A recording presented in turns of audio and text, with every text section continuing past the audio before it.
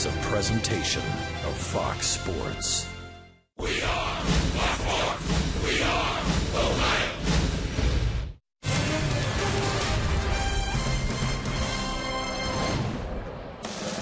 It is a beautiful night in downtown Cincinnati. We welcome you to All-Star Week here on Fox Sports Ohio, and a big 3 days leading up to the All-Star break as a Pittsburgh Pirates right on the heels of the Reds in the National League Central. A very tight four-team race. Lock up for the first of three. And you take a look inside the National League Central. The Reds 2.5 back. The Pirates 3.5 back. The Brewers and the Cardinals begin a weekend series tonight as well. And hi again, everybody, alongside the Cowboy, Jeff Brantley and Jim Day. I'm Tom Brenneman. Welcome as always to Reds baseball. Well, if you're going to start a series, and now that he's healthy again, not a bad thing for the Redlegs to have big Matt Latos taking the ball. You know, Tom, every time Matt Latos has taken a start over the last 3 times out, the velocity is starting to creep back up into that 92, 93 mile an hour mark. Not only getting the breaking ball in there, but the location down in the strike zone. That has been a huge key for Latos.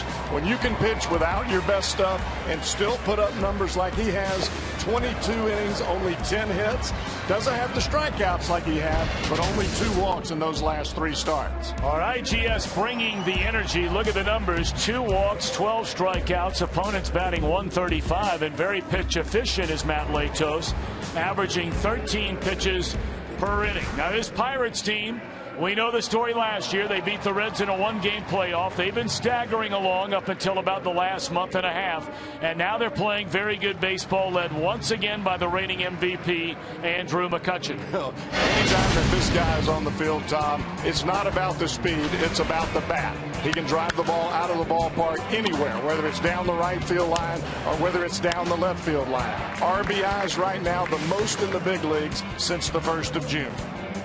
So the Reds will try and slow down McCutchen and the Pirates, but the injury bug again begins to flare up for the second time with the Reds. Jim Day will bring you up to speed when we return.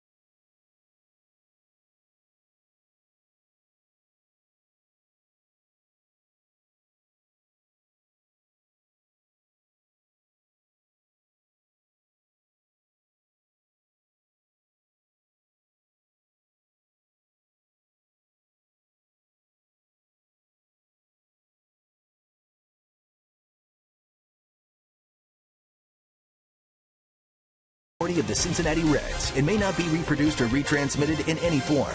And the accounts and descriptions of this game may not be disseminated without the express written consent of the Cincinnati Reds. Arrgh.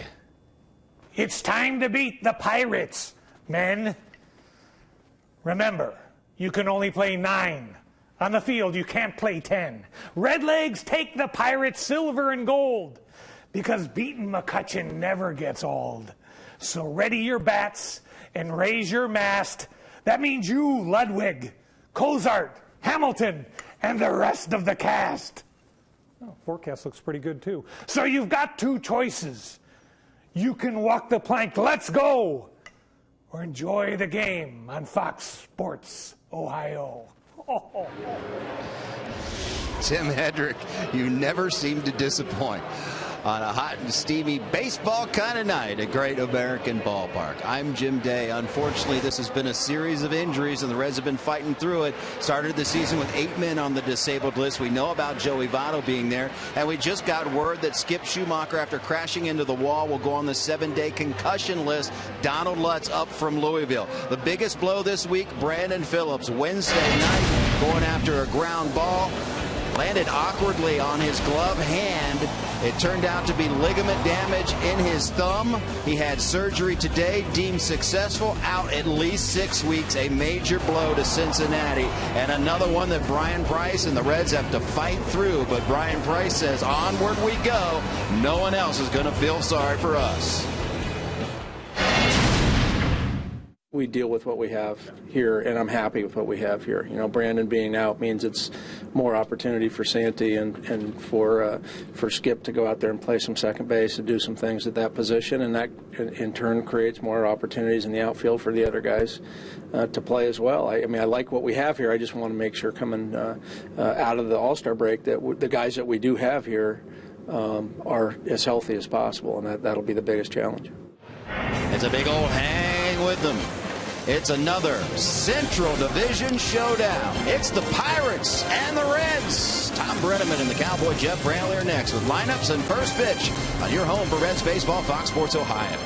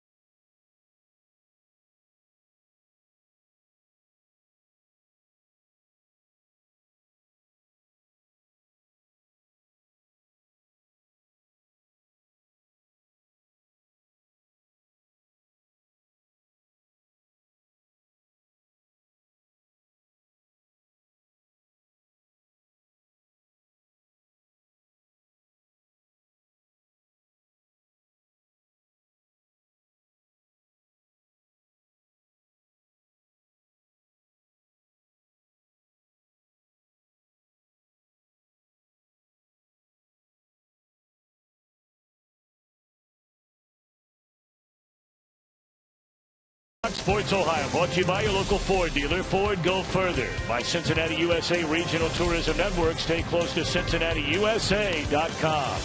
And by Skyline Chili. Feeling good? It's Skyline time. It is an absolutely picture-perfect weather night for baseball in Cincinnati. And the Pirates batting order under manager Clint Hurdle, presented by Meyer. Polanco, the rookie in right field. Cincinnati native, an all-star. Josh Harrison in left. Another all-star, McCutchen in center. Neil Walker healthy again at second. Russell Martin healthy again behind the plate, with Pedro Alvarez down at third. A ladder third of Gabby Sanchez, Jordy Mercer, and left-hander Jeff Locke. On the mound for the Reds, only his 6th start since coming off the DL, has thrown the ball extremely well after a great year last year, is right-hander Matt Latos. Keep it down, move it around. You'll see 2 different breaking balls from Latos, and you'll see spurts of that 93, 94 mile an hour fastball that we're used to seeing from Matt Latos. But the big key for him, even without his best stuff, he's still been able to get outs consecutive fashion. If you're wondering about Latos in his career against the Pirates, unbelievably, this guy started 5 games against the Pirates last year, and my oh my did he dominate them virtually every start. The only time they had any success against him was his last start, but the Reds won that game in 10 innings in late September. The Reds on defense, presented by Ford. What with all the injuries, Heisey will start in right. Bruce goes over to first. Santiago for the injured Brandon Phillips at second base. And the Reds again announcing, as you heard a short while ago, Skip Schumacher, another of the walking wounded. He has been placed on a 7-day disabled list due to a concussion. So Phillips out. Bailey had to leave the start yesterday. And now Schumacher. Billy Hamilton, the good news, obviously back in the lineup here tonight. Gregory Polanco, the rookie right fielder, looks at a fastball strike. Says Field and Colbert, the home plate umpire, and this one underway. The rest of the judiciary tonight: Manny Gonzalez down at first, Tom Woodring, the umpire, at second, and Brian Knight works at third. Polanco playing in his 30th game since they brought him up from the minor leagues. He has been their #1 prospect. I mean, the guy they've been talking about for a couple of years now, and they figured, why not now? Well, he's hit very well against right-handed pitching, Tom, the .329 hitter, and that's all the Reds are going to throw at him. But left-handers, they give him a whole lot of trouble. Waves through that one, 1-2. Polanco got off to a blazing start, and the Reds saw him as part of that when everything that left his bat made a very, very loud noise. Now, for the first time, and we hear it all the time, the cliche about adjustments. They want to see what you do, and then once they see what you do well, they try and find the spots where maybe you're not as good. And we'll see how it plays out for him, because he's been scuffling, knock on wood, of late. Swing and a miss, and he's gone on strikes to begin the game. Tom, this is not the same swing we saw from Polanco in Pittsburgh. Everything was the knob coming to the plate. As you see, the cut fastball, and he swings right over the top of it. That had a bigger break than Matt probably wanted to have, but he had him way out in front. So now the young man from Princeton High School and the University of Cincinnati on his way to the All-Star game is Josh Harrison. He's played virtually everywhere on the field, and finally getting a chance to play regularly in the major leagues. And boy, when you get that chance, if you're not a #1 or a #2 round draft pick, you better grab it by the horns when you get the chance. And that Josh Harrison has done. It's an incredible story. Injuries happen. You get your opportunity. You better make the best of it. Got his entire family, so many friends here tonight, and they'll all be making that trek to Minneapolis, brother, on Tuesday night for the All-Star game. Good for him and good for them.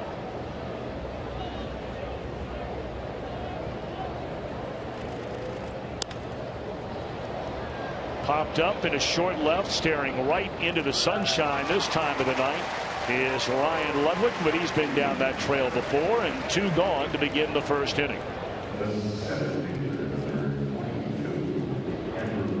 But if you had to make your game plan early for Matt Latos, he'd want to face McCutchen every time with nobody out, or with 2 outs and nobody on.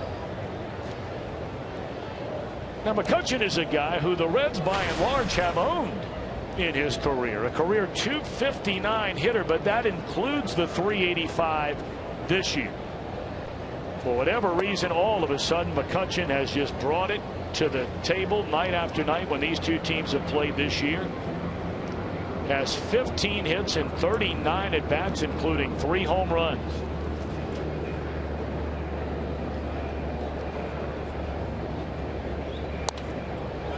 One and one on Andrew McCutchen, the National League's reigning most valuable player, leading to the Pirates to the postseason, to a winning record for the first time in 20 years plus. Their last winning season had been in the year of 1992, before they won one of the 2 wild cards in the National League, beat the Reds in the 1-game playoff, and wound up losing to the Cardinals in the division series. You know, most guys, Tom, that are power hitters are big, bulky guys at the plate. This guy's a speedster. He could very well hit in the leadoff spot. Hits for average and power all over the place. Latos rocks in the 1-2 pitch. Fouled away. We'll do it again. Walker having to duck underneath that one in the on-deck circle.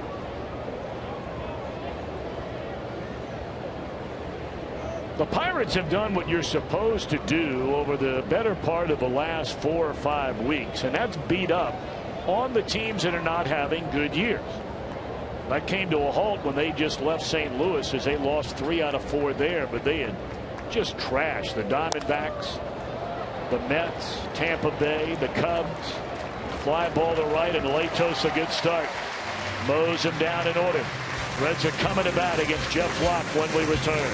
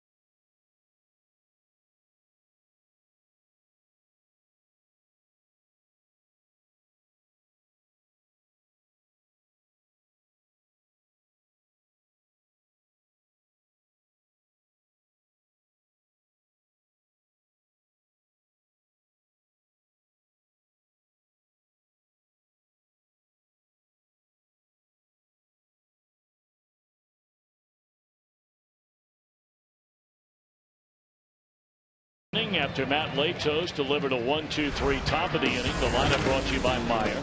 Hamilton back in the lineup. Cozart at short in the number 2 hole tonight. And Todd Frazier at third base. Bruce at first. Mesoraco catching Ludwig in left field. With a ladder third of Heisey in right. Santiago for the injured Brandon Phillips. Matt Latos on the mound. Jeff Locke got off to a great start last year, and the proverbial wheels fell off for this young man. He was left off of the postseason roster. And after beginning this year in the minor leagues, he's starting to pitch like he did the first half of last year. Well, his first start was a little bit rocky, but his last 6 starts, Tom, 2-1 with a 2.23 ERA. He pitched very well against the Reds in Pittsburgh, but their bullpen let him down. I'd start against the Reds. He went 6 innings, allowed only 3 hits and 2 runs. And the one big difference with Locke this year than the guy who started to waver last year, apparently throwing more strikes. Bunted right at the first baseman, and that's an easy play. Oh, he missed him. How in the world did that happen? That is extreme agility by a former football player. That looked like he was heading into the secondary and evaded the free safety. Up. Well, he reached with a hand, and the ball wasn't in the hand. Of course, Clint Hurdle's going to make a very slow walk out there, and he'll turn around back into his dugout to see if he should have him take a look at this on replay. You can't even do that in a Mercedes. Well, maybe be running 30 miles an hour and slam on the brakes and then quick cut left. You better be in an SL 550. That's a straight whiff.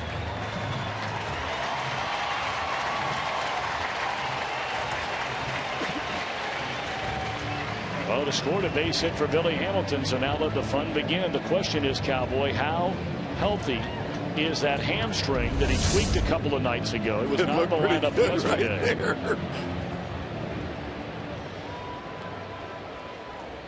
You know, you just wonder if it was just a little bit of fear of Hamilton having a little bit of leg soreness, especially after playing that doubleheader and coming back playing the next day. That was a lot of games in a very short period of time for the Reds. Well, now Zach Cozart moved up into that #2 spot in the batting order with Brandon Phillips out of there. The Reds all year long have had to make so many alterations in their lineup. And that one is drilled into deep left field, down the line and up against the wall. Billy running to third. They're going to wave him around. Here comes a throw. Reds lead 1-0.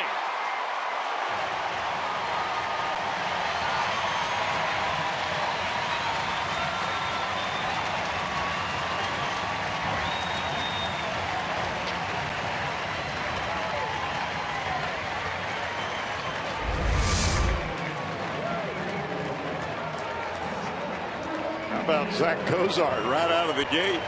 Tries to cut that fastball in on him, and he almost hit it out of here. And your question about Hamilton's hamstring, I think he's all right.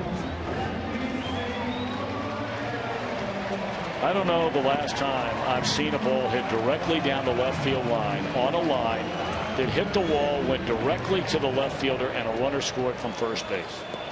I don't think I've ever seen anybody evade a first baseman like Hamilton did either. This guy is so exciting to watch. Now Frazier, and he takes off the inside corner. Ball one. Boy, he has just electrified this Reds team. After a very slow start in the first couple of weeks of the year, his batting average, his on-base percentage has gone up 20 points or more in every month in succession as this season has moved forward. And that's important, Tom, not only for the progression of Billy Hamilton, but when you're losing guys like Phillips, Votto, Bruce, Schumacher today, you got to have somebody that keeps that energy, keeps that flow, and that's what Hamilton's doing. Of course, here's another guy that's done that for the Reds. Oh, yeah. And Todd Frazier as well. Runner at third. Nobody out. And it's up and in. 2-1 to Frazier. 17 home runs and 48 runs batted in.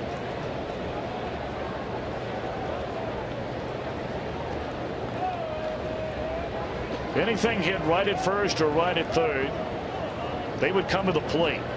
Ground ball back up through the middle. They're conceding the run.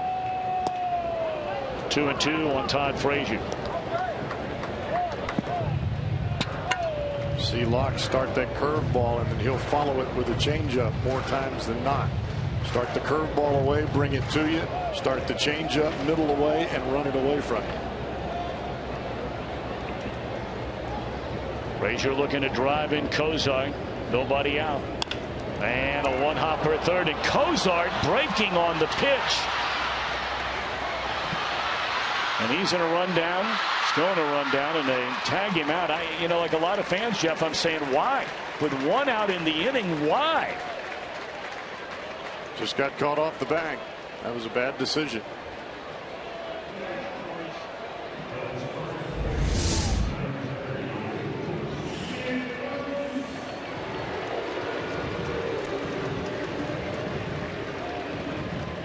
Try to get that extra jump from third, but you've got to read where the ball is going. Well, we'll put a star by that one and see how that plays out as this game moves forward. Well, fortunately, Frazier got to second base. Well, now Jay Bruce about it. 10 home runs, 41 runs batted in. Frazier out there at second with 1 out, and ball 1 to Jay Bruce. Well, once more the topic of conversation comes up again, Cowboy, as it did when Votto was injured in 2012, when Votto and Bruce were injured this year. Now with Phillips and Votto both out at the same time. What Red will step up and do a little more, not than they're capable of doing, because that's impossible, but will step up and do more than they have done so far in the absence of Votto and Phillips. Now, the guy that can carry this club, even with the other two, Phillips and Votto in the lineup, is Jay Bruce. He has that kind of ability to carry a club 2 or 3 weeks at a time by himself because of the way he has to hit the ball out of the ballpark.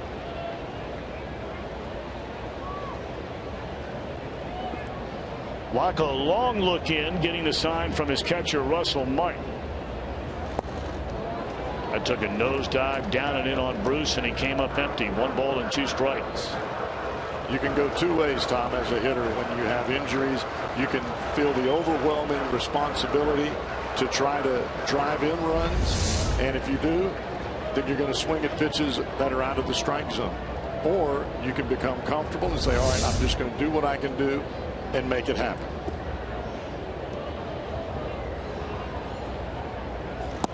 Started 2. Did he go? They appeal. Yes, says Brian Knight. Bruce out on strikes, 2 away in the inning. Take a look at the Pirates on defense, presented by your Ford dealers. They have Polanco, McCutchen, Harrison, right, center, and left. They have Marte out on the bereavement list, losing a family member in the Dominican, so he's back with his family. Alvarez has had a rough year. Mercer, Walker, Sanchez, the rest of the infield, and they're thrilled to have Russell Martin back. Missed a lot of playing time this year, and many believe he is the heart and soul, along with McCutchen, of this entire Pirates team.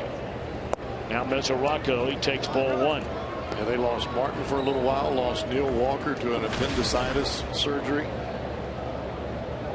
Seems like everybody's getting hit this day and age. But you got to play on.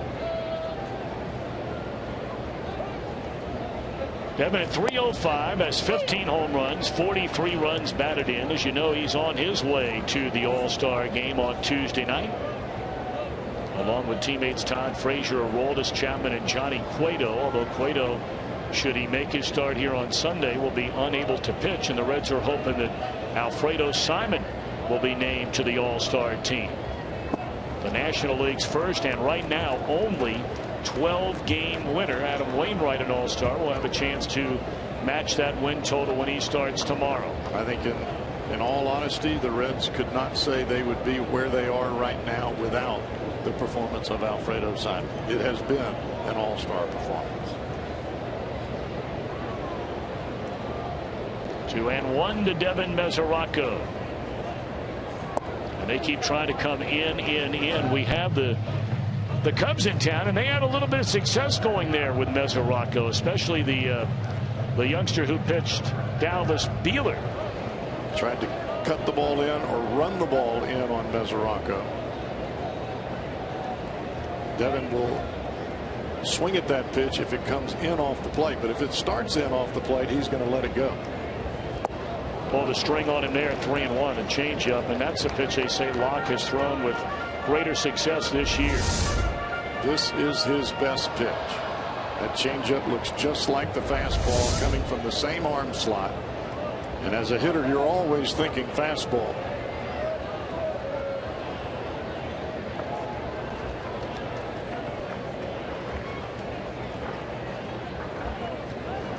Struck him out to end the inning. Reds get 1 but miss a chance for 2.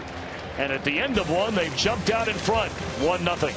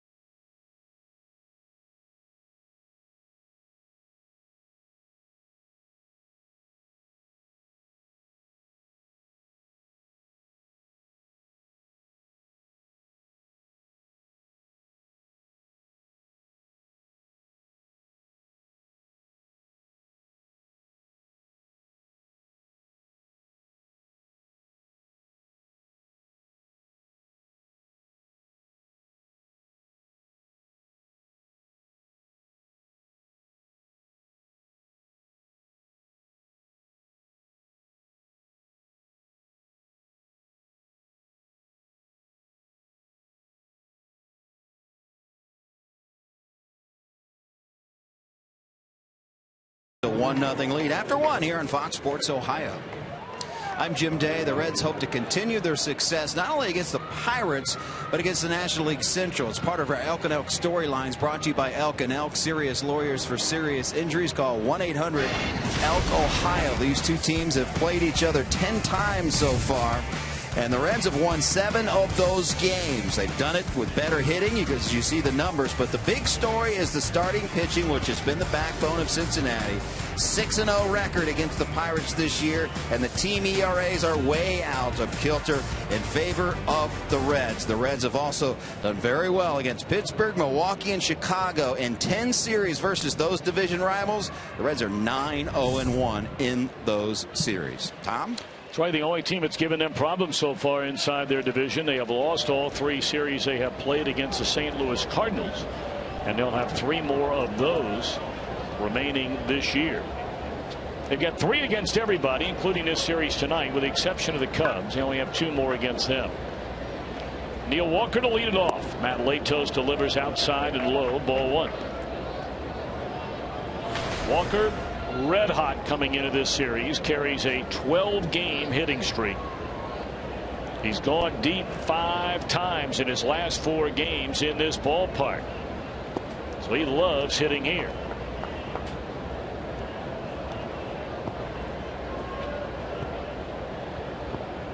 Walker is the type of hitter you either stay real soft or real hard in on his hands. That in-between pitch, he'll leave the building. 2-0 to Walker, and Latos coming to the plate, and it's in there strike. Clint Hurdle and the Pirates were really pushing Walker, who even with that appendicitis had emergency appendectomy operation, feeling he was deserving of a trip to the All-Star game. Leads all second basemen in the National League in home runs, second in on-base percentage, third in RBIs and slugging percentage. But he is not one of the Pirates on their way to the All-Star game. They have 3 of them. They have Harrison, they have McCutchen, and they have the reliever. It's actually Harrison was afforded the opportunity when Walker went on the disabled list to start playing on a regular basis, and he took advantage of it. You were talking about that earlier. The Reds have to have the same kind of production from their guys taking over for injured players. Walker gone swinging, and that left-handed reliever, by the way, going to the All-Star game. I failed to mention Tony Watson. Second strikeout for Matt Latos. He's retired the front 4. Backdoor curveball, the slow one, and he gets Walker well out in front. Hard in, soft away. That brings Russell Martin to the plate. First pitch swinging in the air over near the Reds dugout, and that'll drift out of play.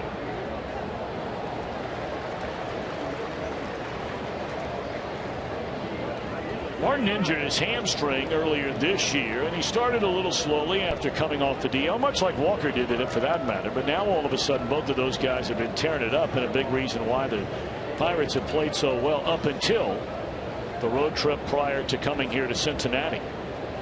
Martin in his last 10 games, a .371 batter. Clint Hurdle, what a job he's done in Pittsburgh. No kidding. I've never felt like you got a true barometer on what kind of a manager anyone would be when you're in Colorado. Right. He got Colorado the last time I checked to a World Series, and there were a lot of people that still weren't so sure about Clint Hurdle. But my oh my, he got out of Mile High altitude where it's just an entirely different managerial kind of a job than anywhere else in baseball, and has done an excellent job with this Pirates organization. And you're talking about a club that's limited financially. They've got a turnover in the roster. You've got young players coming to the big leagues, young pitchers. And they've really had to piecemeal their starting rotation together and then do it again. Well, they're bringing Francisco Liriano off the disabled list. He is scheduled to pitch in the final game of this series against Johnny Cueto on Sunday.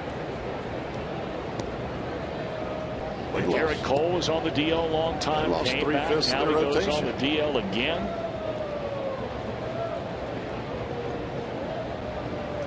0-2 on Russell Martin. We'll let you know what's going on once they get started, and they're about 45 minutes away from getting started tonight in Milwaukee, where it'll be Joe Kelly coming back from injury against Giovanni Gallardo in the front game of that 3-game series. 2-2 on Martin. There's another team having to patch up that rotation. Boy, another terrible outing by Shelby Miller yesterday. He's been troubled with back spasms, had to leave a start early a couple of turns ago. What with injuries to Garcia and Waka.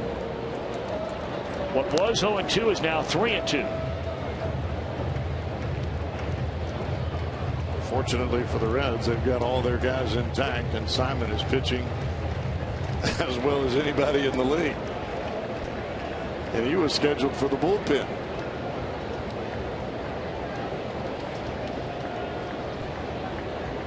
And 2 now on Russell Martin. And a tapper. Nice play by Frazier. Got caught in between hops there and just stuck that chest out and knocked it down. 2 away.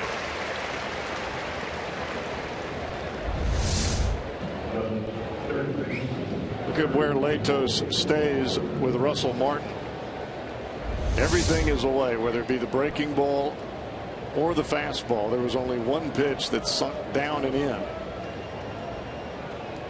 You look at Martin's numbers, and Tom, you were talking about it earlier. All 5 of his home runs have come on the road. With that being the case, you make him hit you the other way. Now Pedro Alvarez with 2 down and nobody on. Down a strike. Alvarez hitting just .241. That's nothing new. 14 home runs, 44 runs batted in. He has only 10 doubles. Started the year batting cleanup after back-to-back seasons where he hit better than 30 home runs. That ball almost bounced in the grass.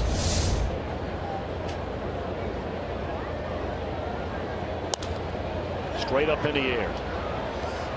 Easy for Todd Frazier, and Matt Latos has retired the first 6 on the night. Reds will come to the plate in the second inning with a 1-0 lead.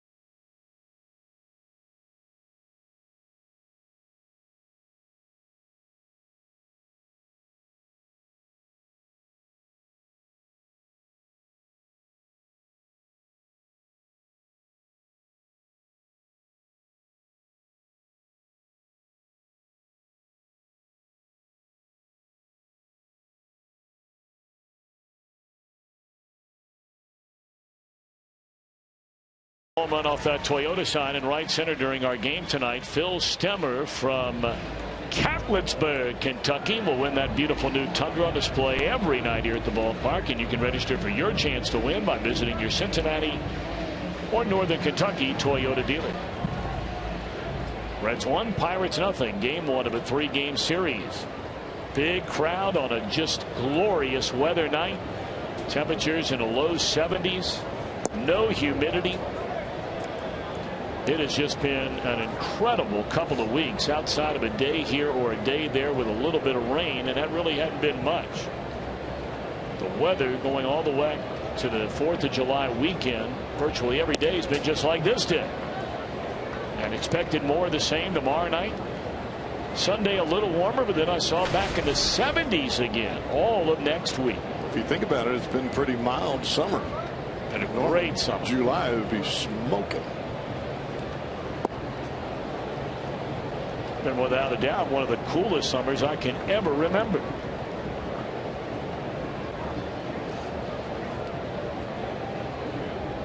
Two and one to Ryan Ludwig. He had a good day yesterday at the plate. 263 batter, 6 home runs, and 26 runs batted in.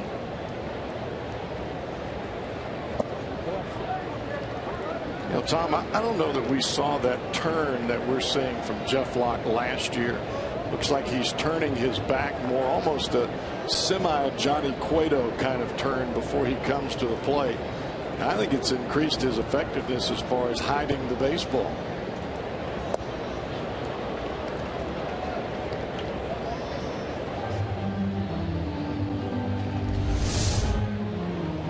See the step back. He turns the whole number and name to the plate and then comes through. Whether it's just a mental advantage or whether it's actually working, it doesn't matter. How about that piece of hitting? You don't see that much from Ryan Ludwig, shooting that ball the other way. And he starts things here in the Reds' second inning with a double. That's a nice piece of hitting right there by Ryan Ludwig. When we saw Ludwig go on that tear for about 2 weeks, every ball was up the middle and into the right center field gap. When he's doing that, that is money.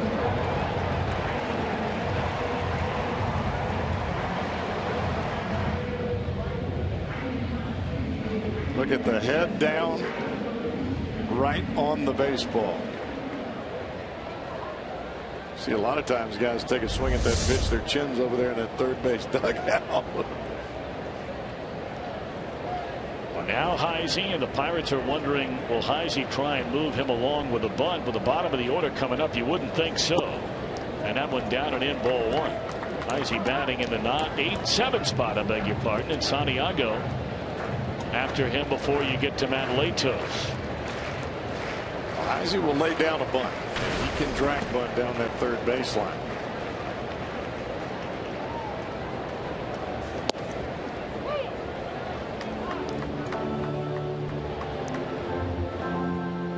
Well, with a 7-day trip to the disabled list due to a concussion, and that was something they created just a couple of years ago, since concussions have become so prevalent not only in football but also in baseball.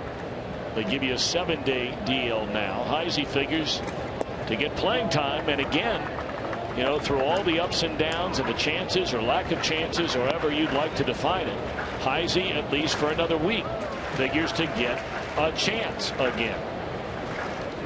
And that means probably this entire series, especially with a left-hander Liriano on the mound Sunday. No doubt about it. That's how Josh Harrison made the All-Star team. Good pitch right there, 2-2. Well, they really have Heisey shaded to pull in left. Nowhere else except left field. And pitching him in to go along with it.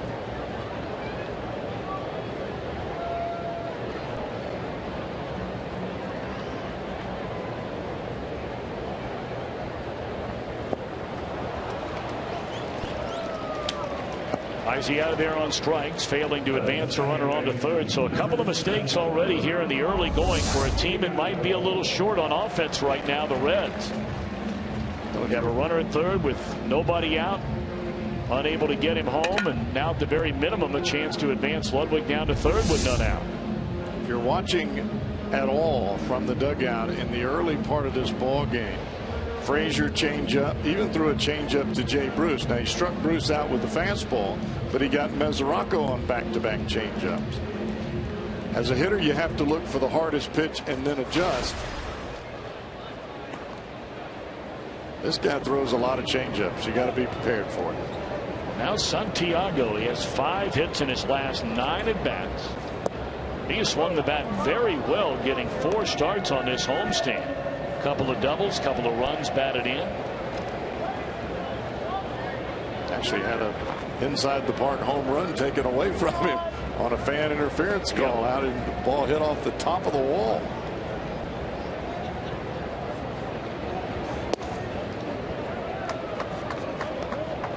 In fact, when the ball came off of his bat, I thought he had his first home run in a Reds uniform. He has really played well here, getting a little more playing time recently. It's very hard when you only get 3, 4, 5 at bats over a 3, 4, 5 week time frame, and that's really where Santiago was once the Reds got everybody back and healthy again. Bouncer over the mound. Mercer going to charge and has no play. Hustling all the way, Santiago. He was smelling hit as soon as that ball took a high hop over the pitcher's head lock. Now here, Cowboys, the situation is you get a look at that ball bouncing over the mound, and Mercer just had no play, where Chris Welsh and I were talking about this the other night, where you can talk to fans, you can talk to members of the media, more importantly you can talk to players, you can talk to managers about this exact situation. With 1 out in the inning already, do you let your pitcher swing away and try and drive in the run, or do you give him up for a bunt and hope for a 2-out hit behind him?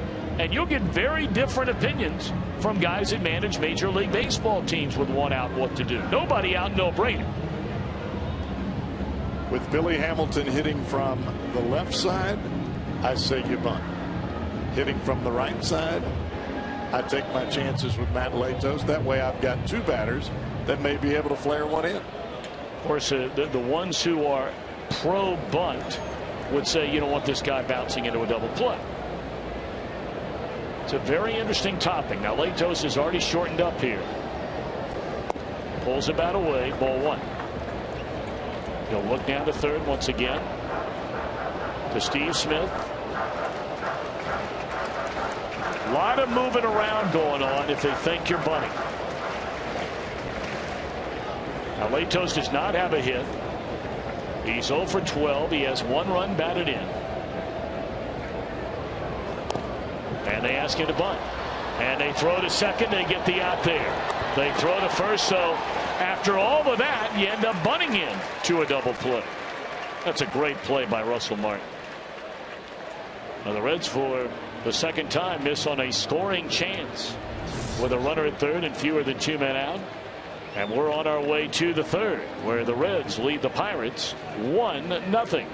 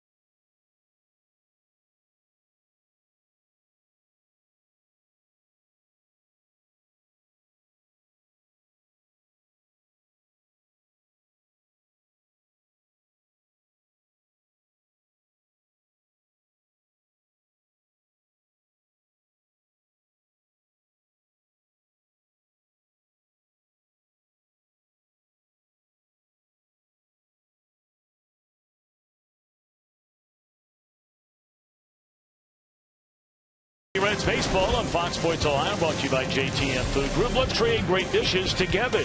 By Toyota. For over 30 Toyota offers, visit buyatoyota.com. And by B-Dubs. Kick off your afternoon at B-Dubs with the best seats outside of Brazil this summer. Buffalo Wild Wings, Wings Beer Sports. That's the area just behind the first base dugout. I love watching those little kids get in there. They hit the ball, and then they watch it, and then they take off around the bases. I mean, it is such a great area. Of course, this time next year, we talked about it this week. The All-Star game here next summer. Well, this time next year, it is going to be electric. Rocket. Well, Matt Latos was very upset with himself after bunting into that double play. Fired his helmet back into the dugout. We know that Matt is not afraid to wear his heart on his sleeve. But you can't take it to the mound with you. Short memory in this game. Well, he's throwing the ball very well. He's retired the Pirates 1, 2, 3 in each of the first 2 innings. So Gabby Sanchez, Jordy Mercer, and the pitcher locked here in the Pirate third, with the Reds leading by a run. Strike 1 on Sanchez.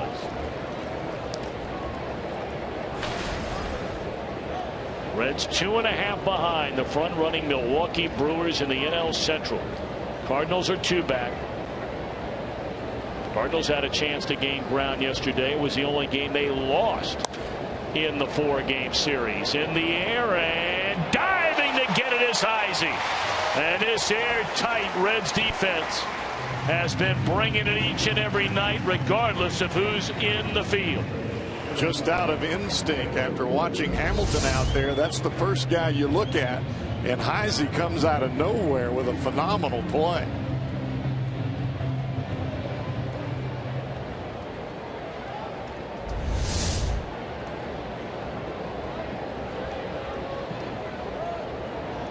Now Latos walking back behind the mound, needing an extra minute, bent over at the waist,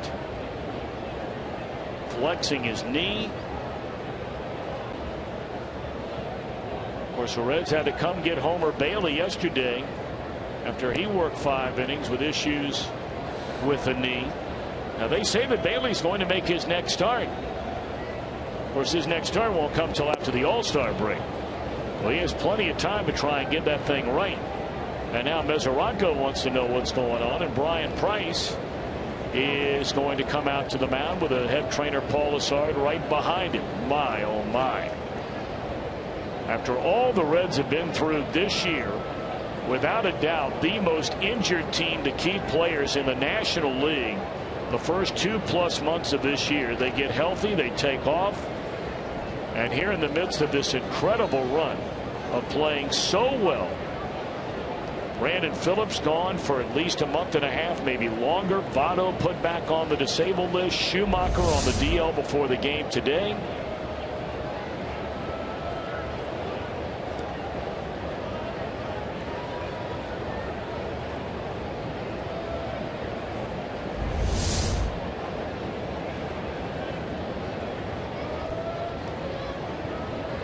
Well, it was the right knee that Matt had surgery on.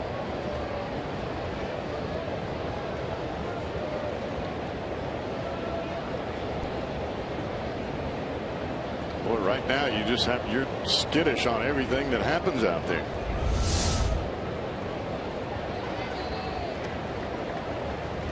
Could that be it? Trying to leg out that bunt at the end of the inning. I would say that's more of an issue than the pitch that he threw on the fly out to right field. You leap and you jam that right knee into the bag, because you could really see the extension there as he leapt to the bag.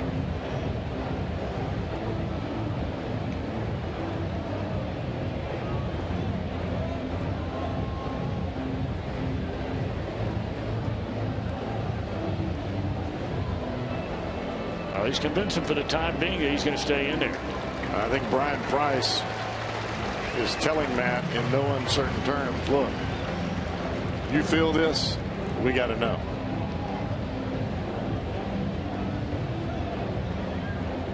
You can work around one game. You can't work around a month and a half losing a starter. Jordy Mercer, the batter. But Brian Price, has to wonder, what did I do to have to go through this as a first-year manager? And I don't even say that kiddingly. Obviously, Brian's not thinking that, except for maybe when he's laying in bed and you're twisting and turning, trying to go to sleep and figure out who in the world is going to be on your team. But when you begin the year with Sean Marshall, Jonathan Broxton, Aroldis Chapman, your left-handed man, your setup man, the left side, the right side, your closer, Aroldis Chapman on the DL, Matt Latos on the DL, Skip Schumacher on the DL. You start the year, Votto gets hurt, he's on the DL. Jay Bruce, knee surgery, he's on the DL. Devin Mesoraco begins the year on the disabled list. You get him back. He's as hot as a human being can possibly be. Then he goes on the DL. There's a fly ball into left, and Ludwig will track it down. 2 away in the inning. The other night, Billy Hamilton has to leave a game because he's got tightness in a hamstring. Brandon Phillips tears up his thumb. And Tony Cingrani went on the disabled list, on the AAA disabled list. Exactly right. After having some shoulder issues in the big leagues. But I can assure you, there are no teams that feel sorry for you. And the game will go on. That's why you have a 25-man roster and you have a developmental program, AAA, AA, and A ball. Not only are you tested at the big league level, but your development program is tested as well. So now the pitcher, Jeff Locke. 1 hit at 13 at bats for Locke. A native of New Hampshire. You don't see many Major League Baseball players come out of that state. And how about that? He becomes the first Pirate to reach base with a 2-out single into left center field. And Locke does not hit a whole lot. He just dropped the bat out there like he knew what he was doing. The numbers wouldn't suggest that.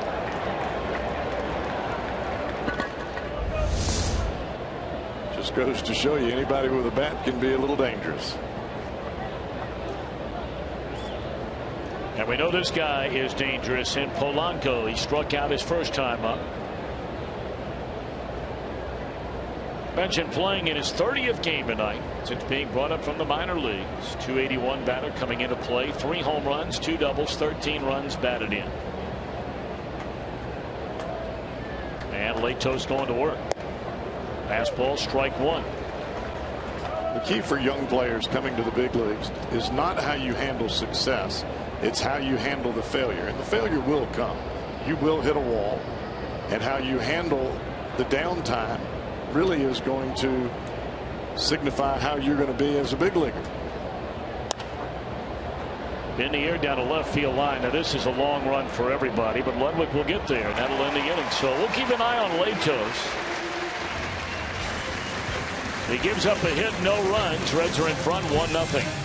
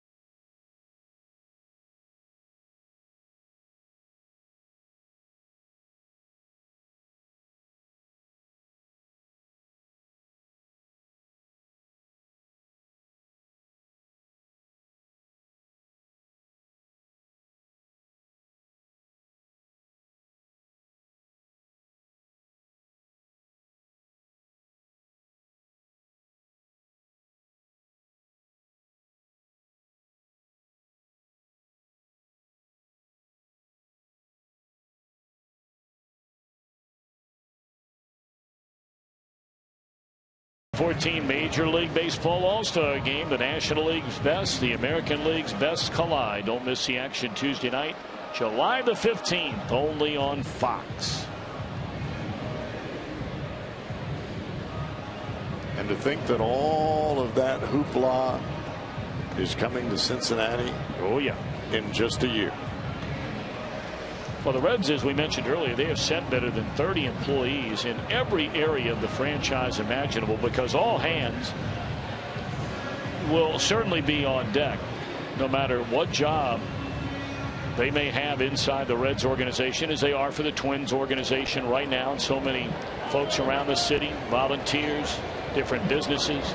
It's going to be an incredible 4 or 5 days.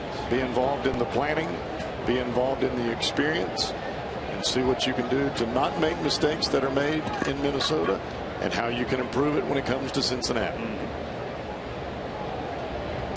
Billy Hamilton bunted a ball right at the first baseman, Sanchez, who went to tag him and missed. Billy wound up at first and scored as Zach Cozart doubled off the left field wall. That's the only run of the night. We're in the bottom of the third. 2-0 on Hamilton. Now, Locke has started a lot of hitters behind in the count here tonight. He's only thrown 5 more strikes than balls. And he struck out 3 batters, and every one of them he fell behind in the count. And that one smoked into center field by Hamilton. And he's aboard for the second time.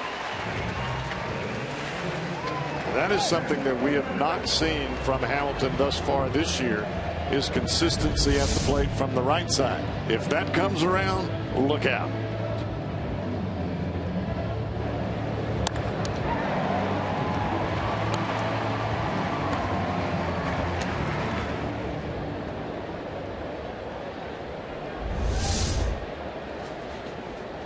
Almost the entire right side of the infield is open for Zach Cozart.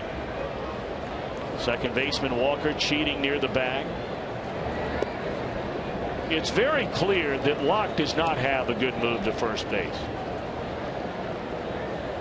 Having said all that, he must deliver the ball to the plate pretty quickly, because opponents have stolen in his career 18 bases against him, but they've been thrown out 12 times. And Hamilton took off too early, and he is out. Billy saying he was in there. He was running on first move from the pitcher, and he guessed wrong. It goes as a caught stealing 1-4-6, and Brian Price again will come out and make sure that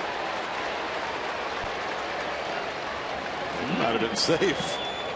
We'll have to take a look at that again.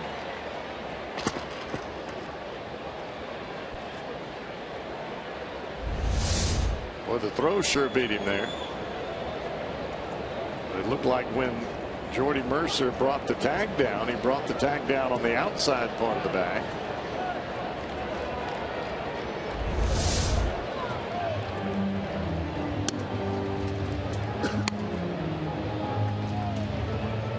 Yeah, it looked like the glove was right there before he hit the bag.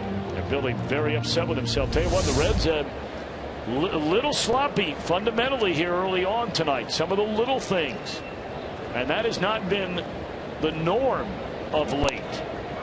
They have been very, very sharp in all facets of the game, but tonight they had a runner at third with nobody out. Cozart on contact. The ball that left the bat by Frazier, tried to come in and score, was caught in a rundown, thrown out. They had runners on the corners with a pitcher up who bunted into a double play. After Heisey had started off the inning, Ludwig doubled, and Chris couldn't get him down to third base. That's what I was talking about earlier. When you lose key players on your club, sometimes you try to do a little bit too much and you get out of your game, and that doesn't work so well at this level.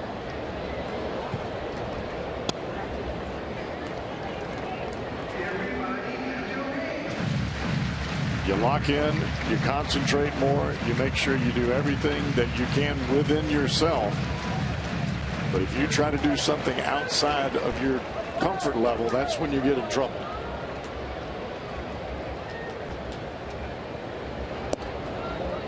Great crowd here tonight on this Friday night. Expecting another big crowd tomorrow night. What with the first ever Billy Hamilton bobblehead giveaway night to the first 25,000. And of course Sunday, the final game before the break, Johnny Cueto will be on the mound. Still 2-2 on Kozar. It's a big series right here, not just for the Reds but for the Pirates as well. Well, we said before this week began that this was going to be a huge week inside the National League Central Division. You had the Pirates playing the Cardinals. You know, the Brewers, just goes to show you again, as Cozart is thrown out for out number 2, just goes to show you, much like the Reds in San Diego, you can be playing a team that is down. You might think on paper they shouldn't be able to play with you. In the Brewers case, it was the Philadelphia Phillies. Brewers sweep the Phillies sweep the Brewers in a 4-game series. And now here this weekend, you have the Pirates here and the Brewers playing the St. Louis Cardinals for the final 3 games leading up to the break. That series, by the way, in Milwaukee. All 4 teams in the same division, all 4 over the 500 mark. Frazier, a 2-out single in the center field. They had Neil Walker played in the proper spot. Frazier just hit it over his head. This is by far the biggest shifting team that I've seen in any side of baseball, National or American League.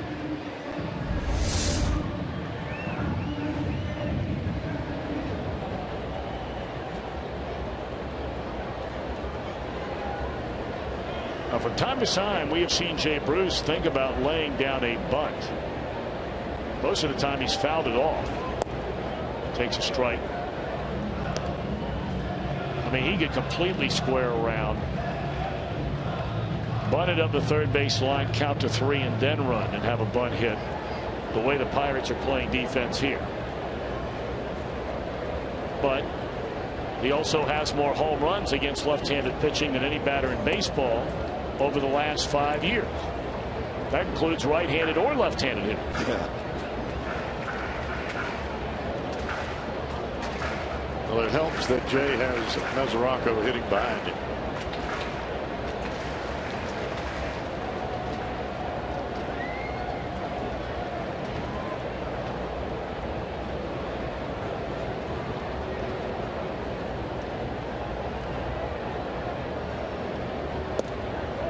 Now, Frazier, a guy that Locke obviously is paying a little bit of attention to as well. Todd has 13 stolen bases. He's only been thrown out 5 times. Frazier likes to get that walking lead at first base, and if you're a pitcher, if you don't stop him in that walking lead, he will continue on to second.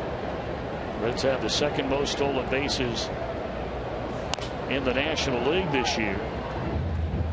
The Pirates are right behind them. They have the 3rd most. The Dodgers lead the National League. All-Star D. Gordon.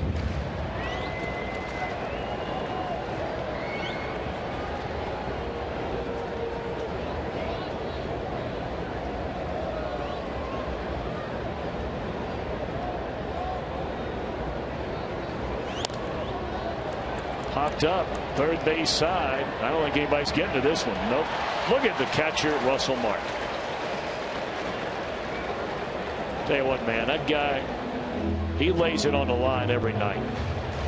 He beat Alvarez to the ball, and Alvarez was playing at the shortstop position, and you could see Alvarez just kind of slow up a bit, but Martin was not slowing up at all.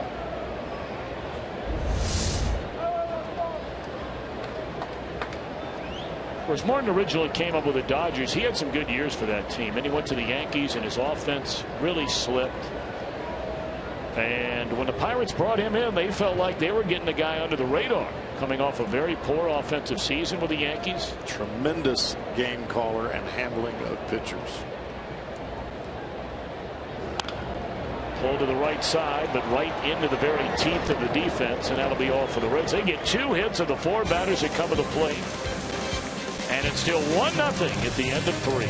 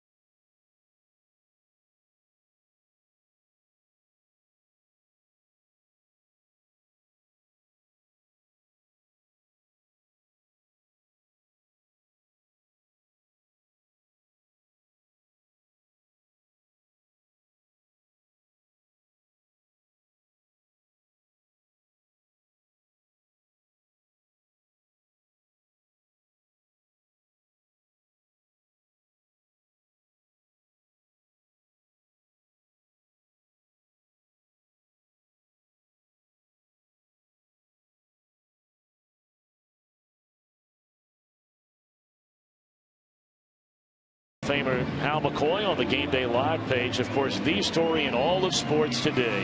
What a great story for Cleveland and a great story for the state of Ohio. LeBron James announcing that he is coming back home to the Buckeye State. How about that? Get complete coverage of all the day's action brought to you by 1-800-SAFE-AUTO. Drive safe, spend less. LeBron!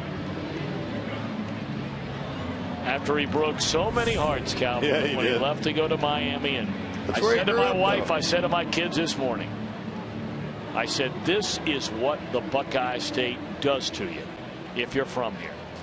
It never lets you go for too long. That's where he grew up. Back. That's where he grew up. Good for him.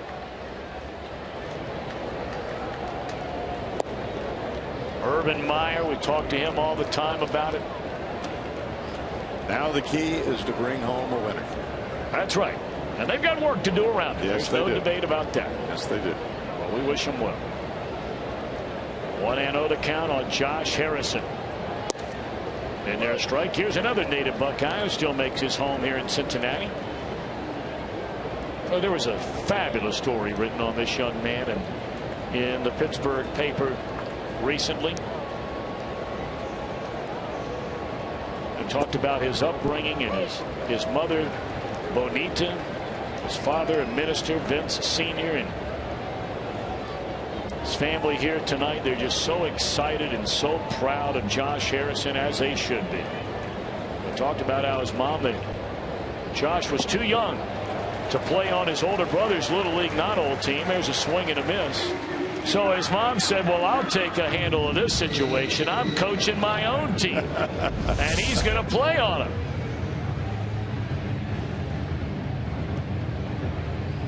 Curveball down and away. That ball went straight down. Latos varies the speeds on the breaking ball. One away in the inning for Andrew McCutchen. This is just a 1-0 game. Both of these teams have played more than their fair share. I mean, you think the Reds have played a lot? Take a look at the Pirates. They have played a whopping 37 one-run games this year. The Reds have played 32. And it seems like every time these two teams hook up, it is knock down, drag out. Back and forth. Everything played awfully close to the vest. High drive, deep right center field. And like we talked about, when you miss chances early in the game, it's one swing of the bat that can tie it up. And that's what McCutchen has done here on the Pirates' second hit of the game.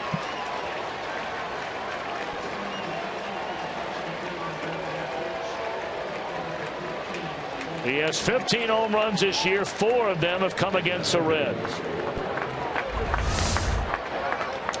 Gives him his 36th RBI since the 1st of June. That is tops not only in the National League but in Major League Baseball. Got that one on the outside part of the plate, but it was elevated a bit. McCutchen can hit that one.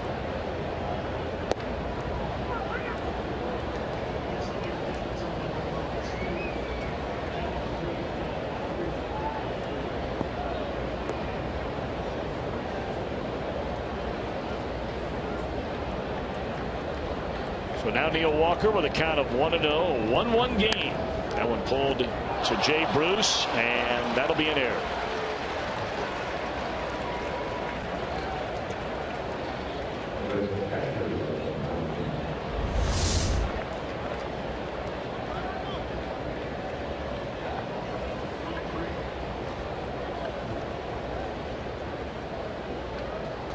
Toughest part about playing in the infield, the ball's going to get to you in a hurry. And when those feet go dead and you're not getting set right at the last second, your rhythm gets off with the glove, and you can see Jay get handcuffed there. That ball looked like it hit him on the right wrist. It did. Hopefully he's all right. That ball was a smash off the bat of Walker. Here's Russell Martin. Down the left field line and out of play. Sounded like he broke his bat. Hit that one off the end. Well, a reminder coming up a little bit later on. We'll have our Miller Time moment brought to you by Miller Lite. Pirates have tied the game on an Andrew McCutchen solo home run here in the fourth. They have 1 on, 1 out. And 0-1 account on Russell Martin in the first of 3.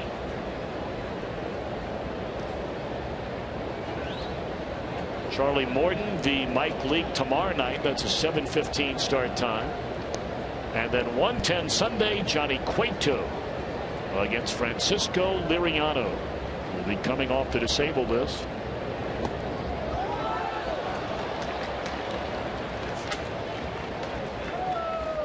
Like Devin turned his glove wrong on that pitch, and it just rolled right between the legs.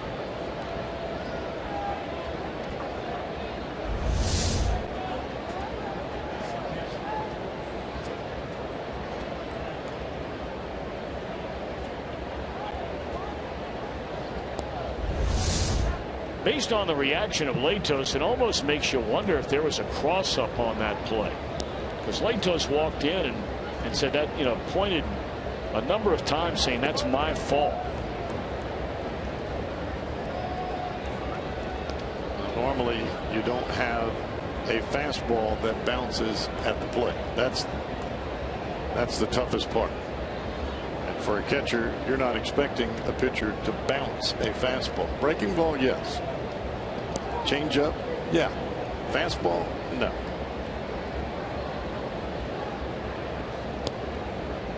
Two and 1 to Martin. They have the go-ahead run in scoring position. And that's just off the outside corner.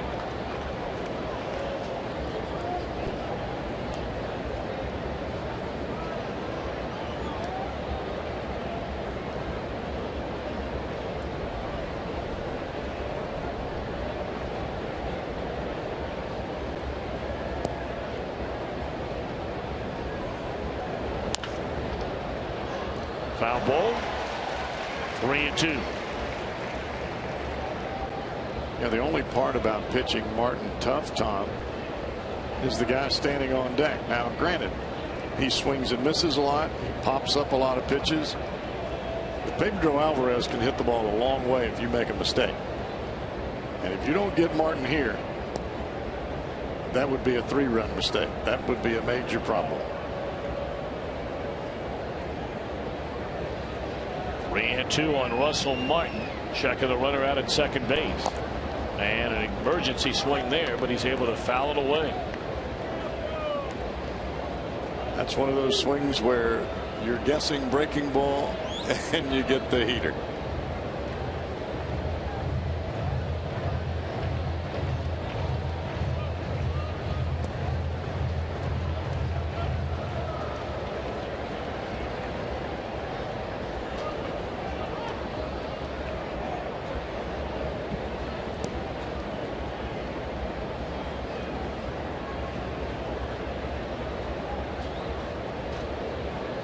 Once more, the payoff pitch coming. Latos against Martin with a go-ahead run. Walker at second base. And that one just hit his bat on a pitch in that he was trying to check his swing and hold off from swinging. You can see the upper body of Martin going towards the outside part of the plate. He's guessing breaking ball, and this ball starts away and comes running up and in. The only reason that ball catches the bat is because Martin was going diving down and away looking for the breaking ball.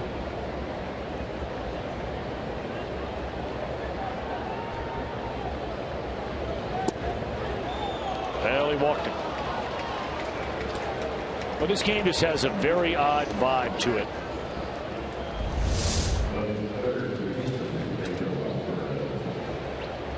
Two batters into the game after a 1-2-3 top of the first inning.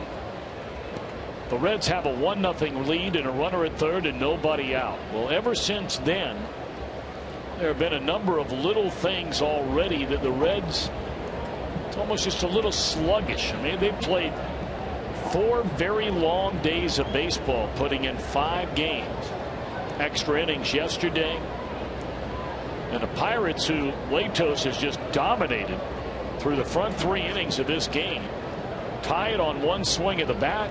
You get an error, you get a pass ball, you get a walk, and the next thing you know, the Pirates have a chance to take the lead. Well, that's why you've got to make pitches here, especially to the big fella at the plate. Alvarez popped up to Frazier, ending the Pirates' second inning. What a play that was by Mesoraco, as again Latos bounces one up there, and it's 2-0. That would look like it got Mesoraco on the left ear. You can see him. He's uncomfortable right now. See him go down to block this. Went underneath the mask. You could see the flare outs on the mask. That's to protect the ears, but it went underneath the flare out part of the metal on the mask and caught him in the left ear. Dangerous pitch right here, 2-0. And there's that 3-run mistake. Pirates lead 4-1.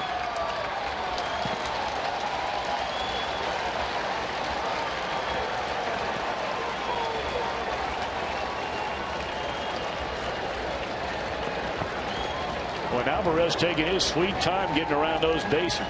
3-run home run. And it is a 4-1 Pirates lead.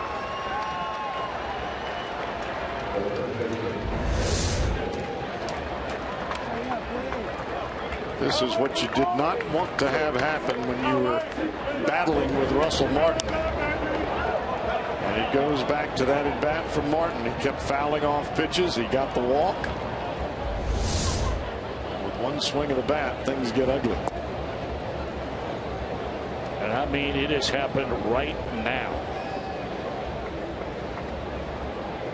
4 batters in a row reach base. Home run by McCutchen. An error by Bruce allowed Walker to reach. This one caught in fair ground by Heisey, and that's a second out of the inning. A pass ball allowed Walker to get into scoring position. Quite a battle by Russell Martin drawing the walk. And then Alvarez, who's been dropped all the way down recently to the number 7 spot in the batting order. But Latos falls behind him 2-0. Next pitch, 3-run home run, 3-run Pirates lead. So now the batter Mercer.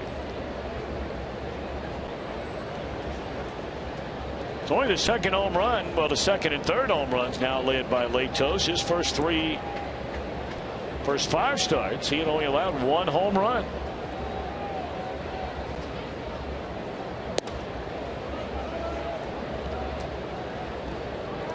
Boy, this crowd has gone as quiet as it has been in a long time in this ballpark.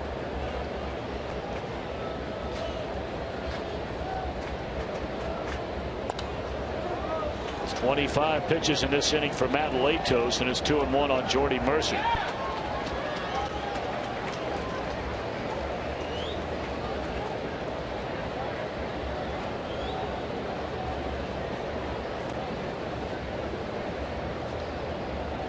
This is the point in time where this Reds offense is going to be challenged. That ball in the air, deep right center field. Hamilton there, inning over. Pirates get 4 and lead by 3.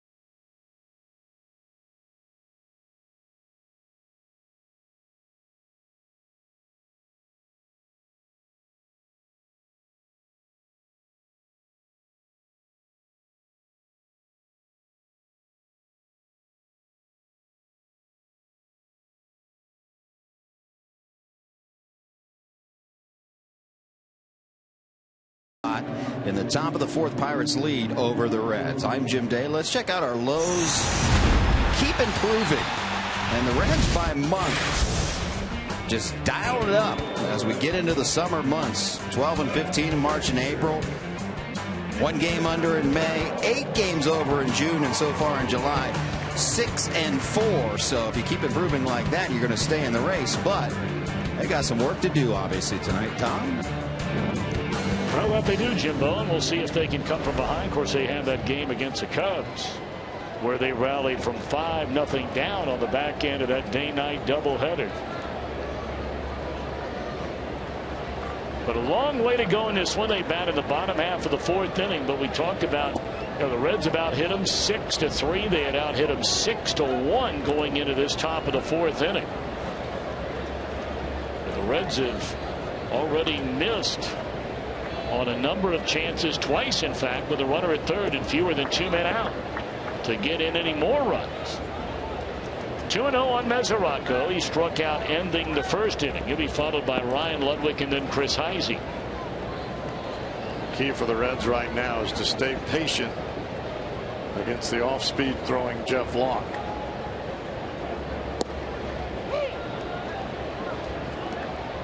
Start trying to think, well, we've got to get it back with 1 swing of the bat. Play right into the changeup of Jeff Locke. Came over the fastball in on Mesoraco's hands, and he fouls it off. And clearly Locke is already locked into a pattern of in with a lot of fastballs, Jeff, to the right-handed hitters. And when he gets deeper into the count, especially with 2 strikes, nothing but change-ups down and away. And he starts in simply because if he does miss inside, the changeup is still effective, even at 2-0 or 3-1.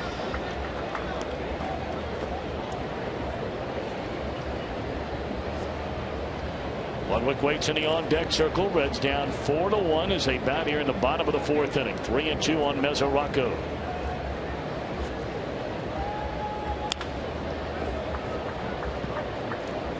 More times than not, for a hitter that's aggressive at the plate, you get the ball right on the inside corner, he's going to pull it foul.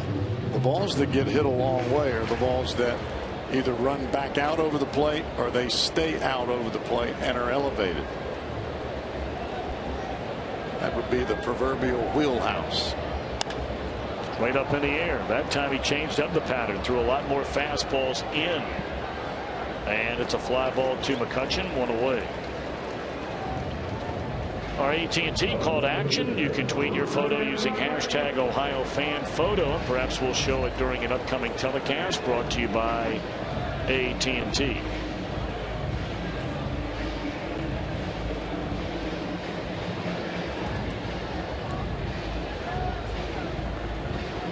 You get the feeling, Tom, that Jeff Locke goes with whatever Russell Martin puts down. Not a whole lot of shaking by this young left-hander on the mound.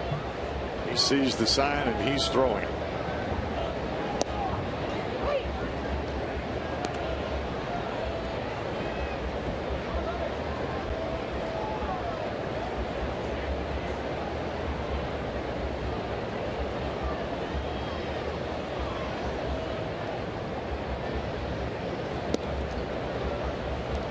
Ludwig doubled into right center field his first time up. 1 ball and 1 strike.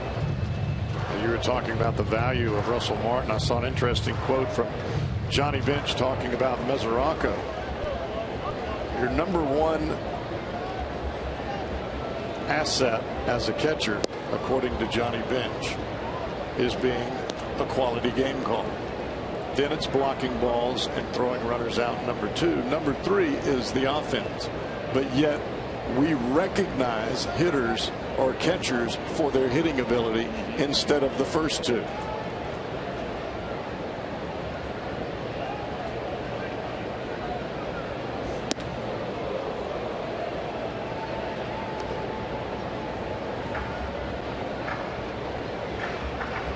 But almost got Ryan Ludwig.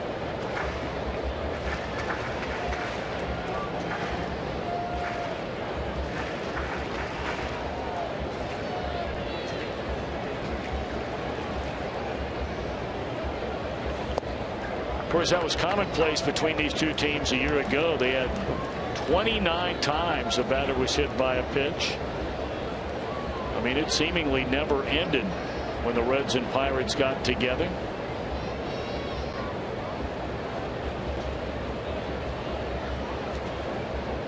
Three and two on Ludwig.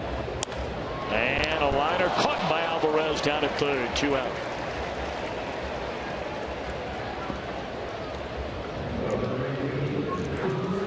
Some of those ball games last year, it wasn't just one guy getting hit by mistake. It was guys getting thumped left and right, 2, 3, 4 a game.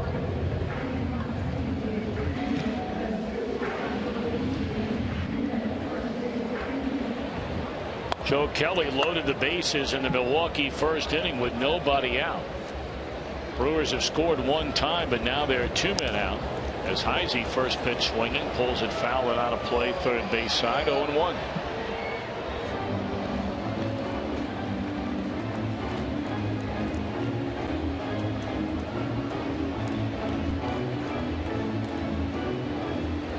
Brewers have scored the most runs among all teams in the National League. In fact, all of Major League Baseball, with runs in the first inning jumping on the opposition. They have 61 of those this year.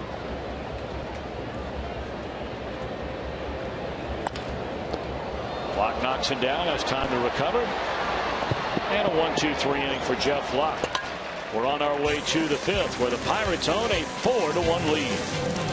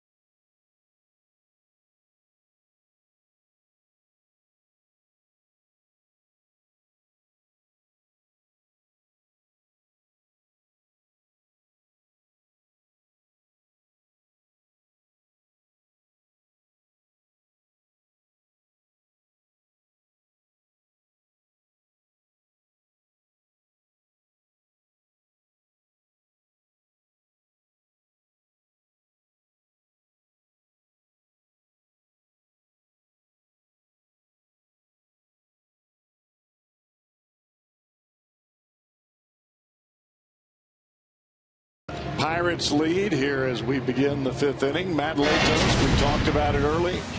Dominance down in the strike zone, very important. Early in the game, he was down both fastball and the breaking ball.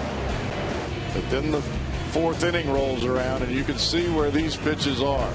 Up around mid-thigh, and those pitches usually get hit pretty far. The one on this side, 2-0 fastball, and it was hit a long way, and it was the big blast. 3-run home run off the bat of Pedro Alvarez. The velocity for Matt Latos early on, top speed 95. It stayed pretty even, and we're starting to see Matt more and more in that 92, 93 mile an hour range. That's what we're used to seeing in the time that Latos has been with the Reds. Steadily getting better.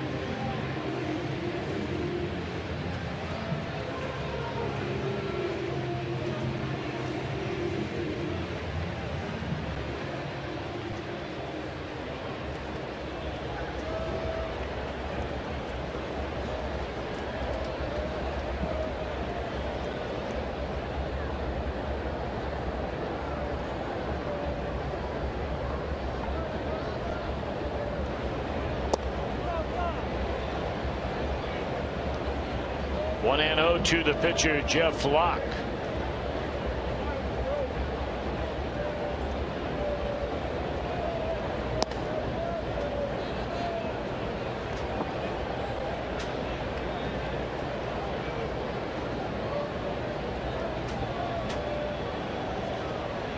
Pirates got all 4 on 4 straight hitters in the 4th inning against Latos.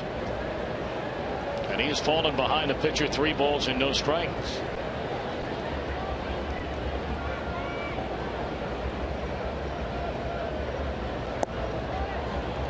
Wow.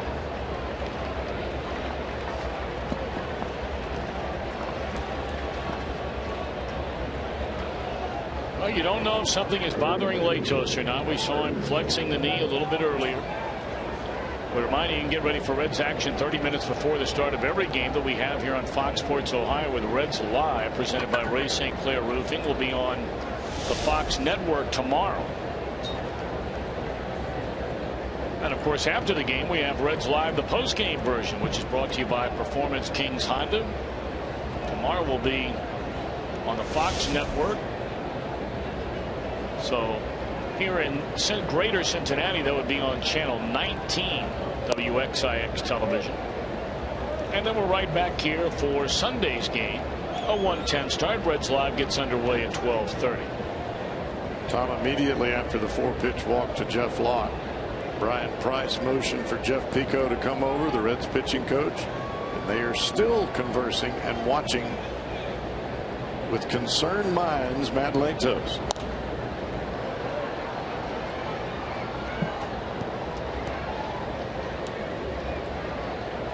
One thing that can never be denied about Latos is he wants the ball and he wants to pitch. And we saw that, of course, when he was out on his rehab and the situation occurred where they had a rain delay. Then he had a calf injury, you may remember, initially, which kept him from getting to 100 pitches in a rehab start. He felt like he was ready. The Reds said, no, you didn't get to 100. You're not coming up because of the cramp that he had in the calf. Well, then the next time he went out, and he was right around 70, 75 pitches, and a rain delay hit. And here you see him flexing the knee again. I don't know if it's the knee as much as it is maybe a little bit of stiffness in the back because of the way he's turning and bending. He was stretching earlier in the dugout. Well, he gets Polanco. The pitcher takes off. Throw down there, and the pitcher's out. And Latos is clearly limping around. He went over to cover third base, and it was a painful trot over to third. And here comes Brian Price and Paul Lessard again. Yeah, I think they were watching from the dugout. I think that's the reason Brian Price called over Jeff Pico. You can see this pitch. It's stabbed into the ground. And a lot of that, more times than not, is just stiffness as you release the baseball. And you're right. You could see Latos as he moved towards third base.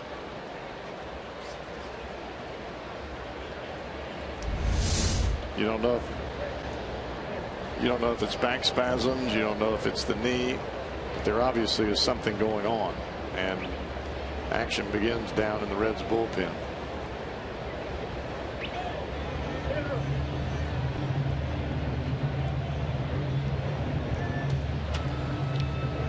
Well, he's convinced him again that he's going to stay in the game.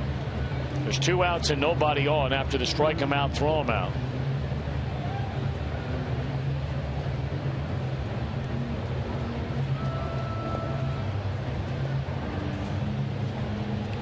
Carlos Contreras, he was sent down and recalled in the span of about 24 hours. And he's the one getting loose out there in the Reds bullpen. Josh Harrison, the batter, 0 for 2, has popped to short and struck out. That's the fastest pitch Latos has thrown in this inning by 3 miles per hour at 92.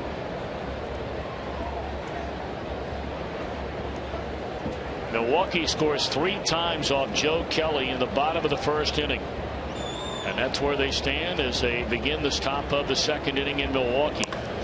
That one clobbered foul. Well, he jumped all over that pitch. Well, that goes back to that stat you were mentioning earlier about the runs scored in the 1st inning by the Brewers, and they just add 3 more to that tonight. That'll help your starters out. Harrison gone swinging, and that'll end the inning. And Latos still stretching and flexing and limping as he goes back to the dugout. Reds are down 4-1.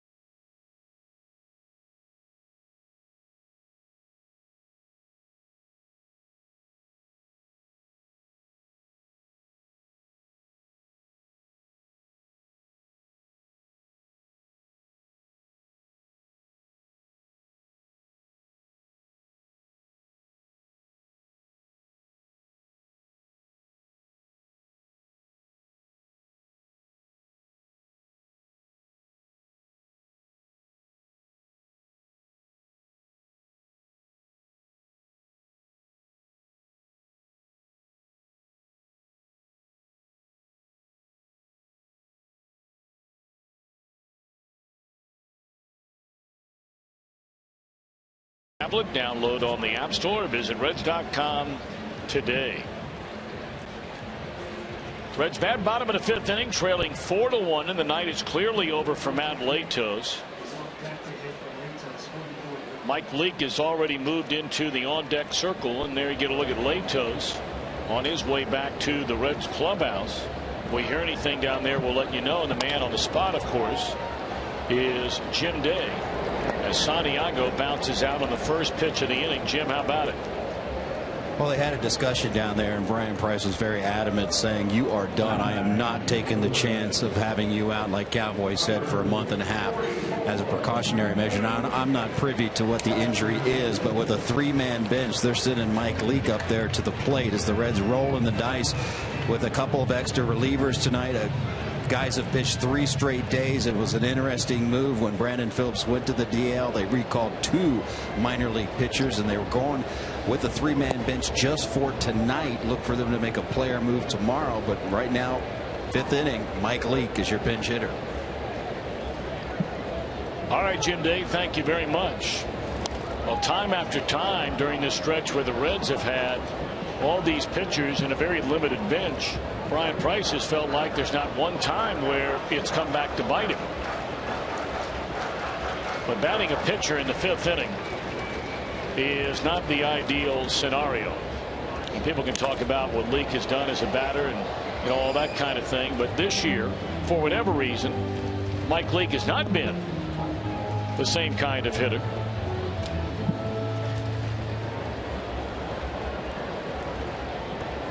But who knows? Maybe he's got a pinch hit knock in him right now. Reds are down by 3, batting in the 5th.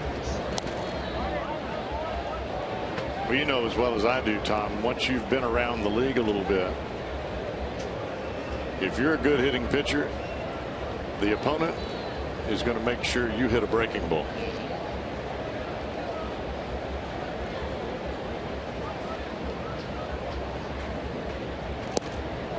Leake this year has 40 at bats and only has 5 base hits.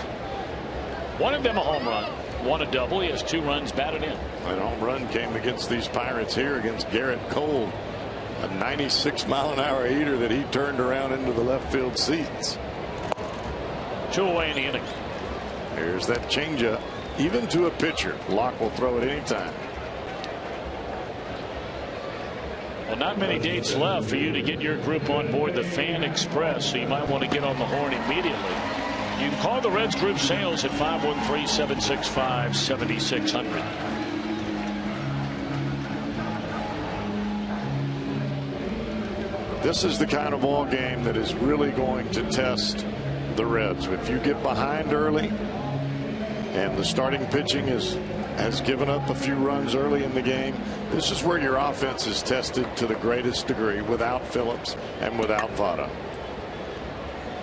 The ability to come back. Well, Hamilton has done his part tonight. A pair of hits. He scored their only run.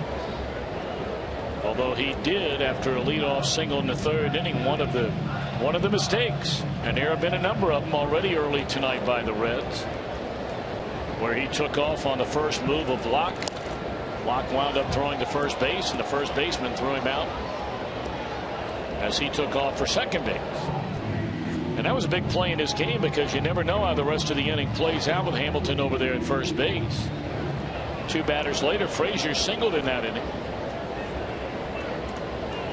In fact, the Frazier single was the last Red to reach base. 2-1 on Hamilton. Well, those base running issues that normally you would say, well, that's aggressive play. Without Phillips and Votto, they become magnified.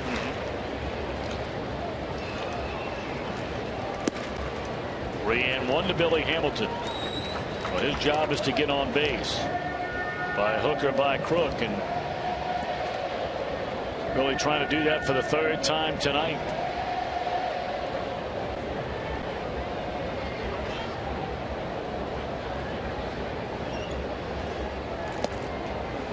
From a 3-1 change up for a strike.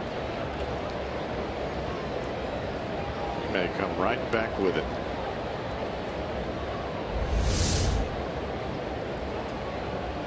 Call that the OK change. Put your middle finger and the one closest to the pinky on the seams of the ball. Ring finger, middle finger, and your hand will pronate and it will kill the speed on the baseball. But it looks just like a fastball when it comes out of your hand. And a base hit by Billy Hamilton, third time tonight. It's almost identical to the hit that he had back in the third inning. Right over the second baseman, Neil Walker.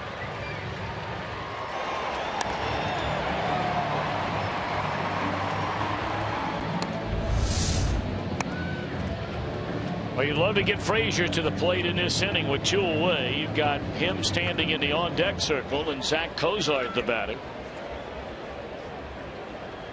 And again, as we brought up the last time, the entire right side, I mean all of it, is wide open for Cozart. Now, players will tell you they can't guide the ball, but look at that right side of the infield.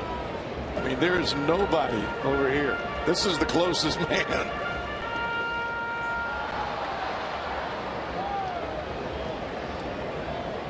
You could almost bunt the ball that way.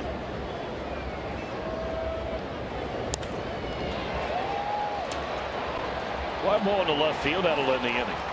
One hit, one man left. We played 5, and the Reds are down by 3.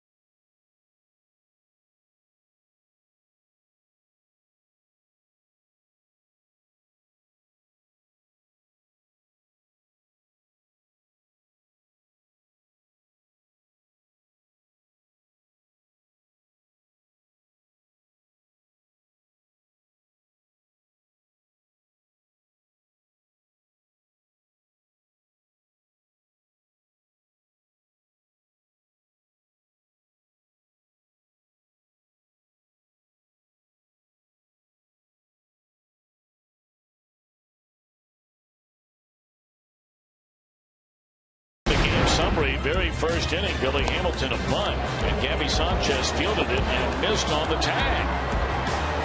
On the very next pitch, Zach Cozart banged one off the left field wall, plating Billy Hamilton. And the Reds had a 1-0 lead. They would not score further in that inning. Lawrence McCutchen, or Andrew McCutchen, tied the game on a home run to right center field after an error and a walk. Pedro Alvarez, a 3-run home run, and you're up to speed on what's going on. Pirates in the opener of this 3-game series, a 4-1 lead. Beautiful night, big crowd, full moon. We'll see if the Reds can come from behind. If we get any word on Matt Latos, we'll let you know. What we do know is Carlos Contreras takes over for him on the mound. Contreras has thrown the ball all right in his first few appearances. Youngster making his first time through the big leagues. He's thrown strikes not only with the fastball but with the breaking ball as well. And he will face Andrew McCutchen, who homered leading off the, or with one out in the 4th inning to tie this game.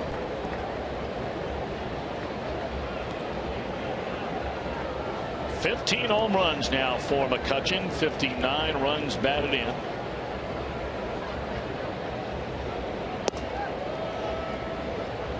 Two and 0.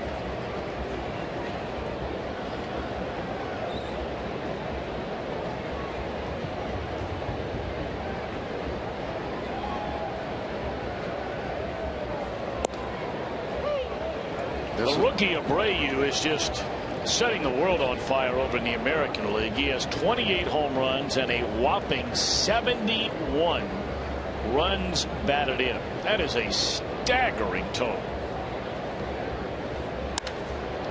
That one ripped into left center field, and that'll go all the way to the wall. McCutchen on his way to second, and he'll stop right there after Hamilton fires it back to the infield.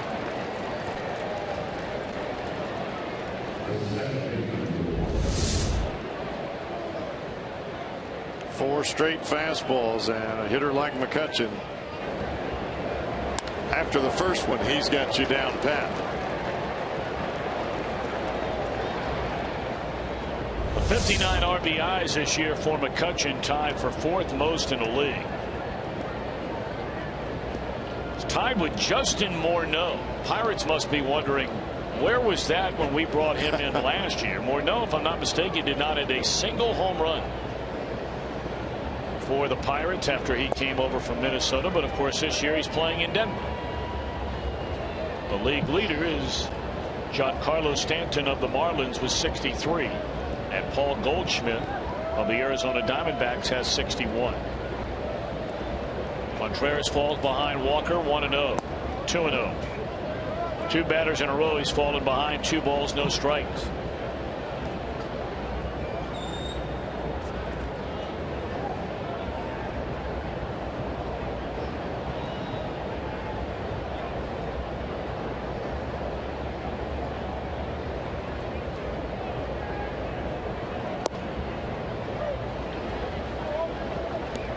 A young pitcher like Contreras, best thing to do is keep your eyes on the catcher's mitt and forget about the names on the back of the jerseys as they come to the plate. Easier said than done.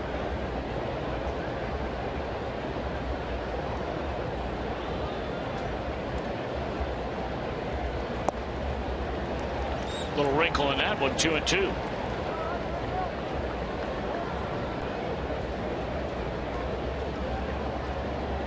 Pirates haven't seen Contreras at all, and if he can stay ahead in the count, you'll get swings like that.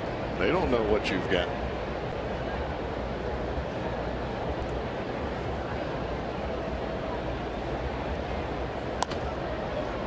That'll get the job done, advancing the runner. So Walker, without knocking in the run, does have a productive at bat. One away in the inning.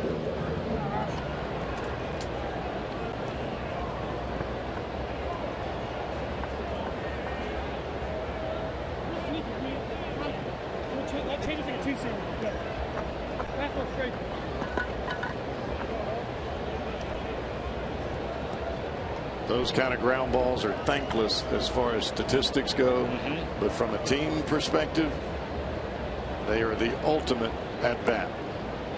Reds infield drawn in with a runner at third and 1 out, and it's ball 1 to Russell Martin.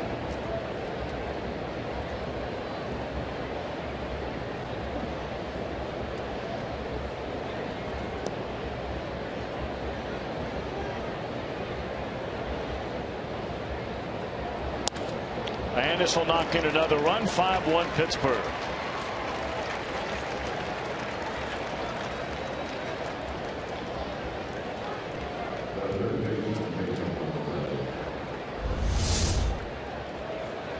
Martin under control. Takes that breaking ball right back up the middle. Not a bad pitch from Contreras. Just a good piece of hitting by Russell Martin.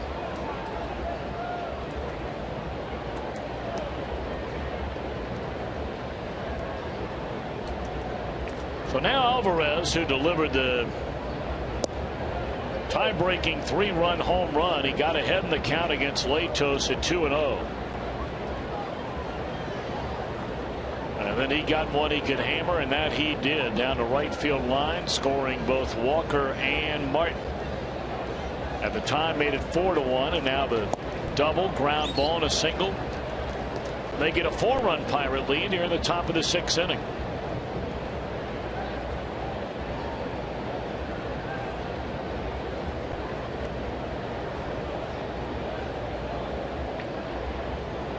Meanwhile, Joe Kelly for the Cardinals is having a terrible time getting people out in that game in Milwaukee. They scored 3 in the first, and the Brewers have the pitcher and another man on, 2 on with nobody out, batting in the second inning.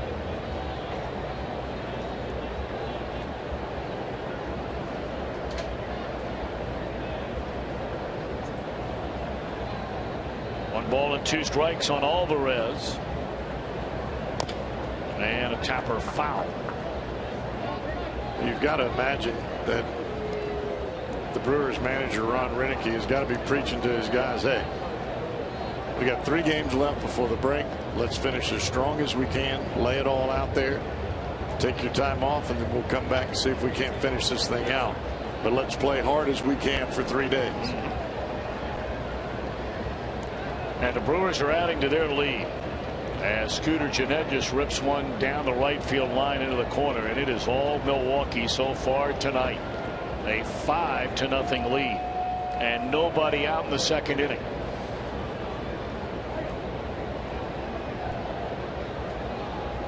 Reds a half game behind the Cardinals in the division beginning play.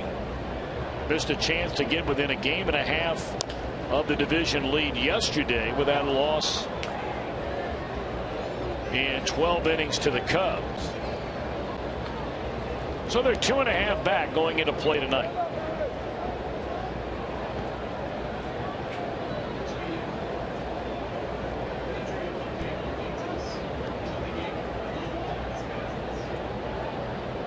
Well, Cowboy, you hit the nail on the head wondering about Latos. We saw him flexing his knee, but then after we watched that replay of him going hard into first base, you thought maybe he had jarred the back, and it is back spasms that have forced Latos to leave this game as Alvarez has gone on strikes, 2 away in the inning. Sundays are family days at Great American Ballpark, and this Sunday take advantage of the Reach Magazine family deal. When one member of the family buys a full price ticket, they'll give the option to buy 3 additional tickets at half price. Always a great deal on Sundays here at the old ballpark. Reds won't be home for a while. They'll begin the second half, mythical second half of the year, playing in New York. Interleague play against the Yankees on Friday, Saturday, and Sunday after the break, and then it's into Milwaukee for a 3-game series here before they come back home. That's fouled out of play by Sanchez, and they'll face the Washington Nationals and the Arizona Diamondbacks. But then they leave for a 5-game trip, so they're not home much at all between now and August.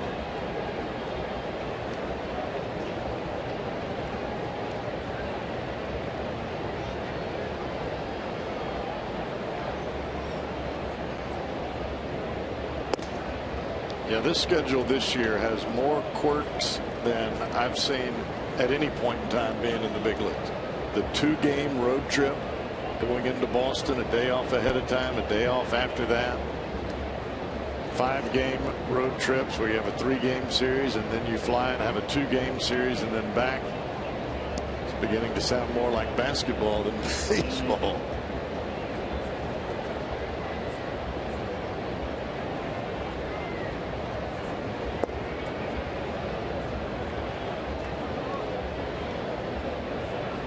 But if you're going to have interleague play, that's how it's got to be. I think if you take a poll among fans, they love it. 2-1 to Gabby Sanchez. Runner at first, 2 out. And that one off the mid of Mesoraco hit Sanchez and came right back to him. 3-1.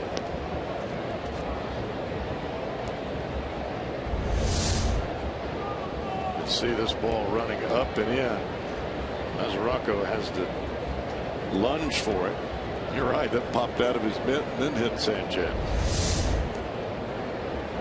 3-1 count on Sanchez, and Contreras trying to get this final out of the inning.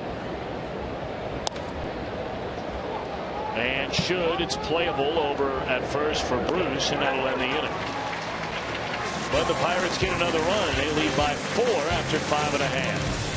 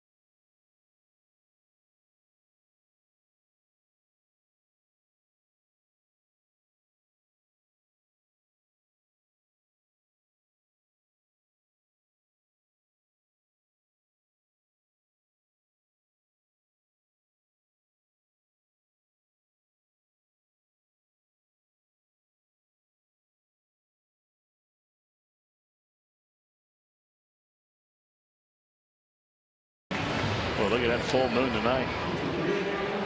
Oh, that's not the fan photo. That is.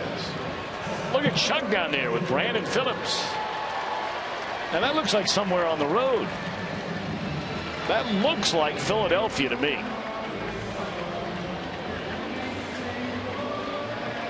Where they have blue seats, right? That is correct. I mean, I can't think of another ballpark that might be with blue seats. The only other place would be in New York, Citi Field. It definitely wasn't Dodger Stadium. That's for sure.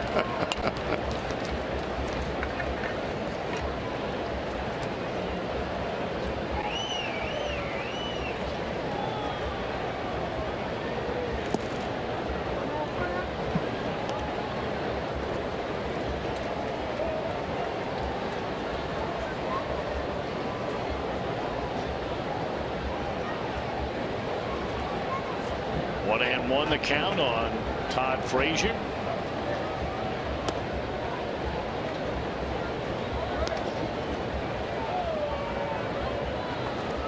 It's a big inning for the Reds here. Clearly a lot of energy has been taken out of this crowd, with the Pirates coming up with 5 unanswered runs.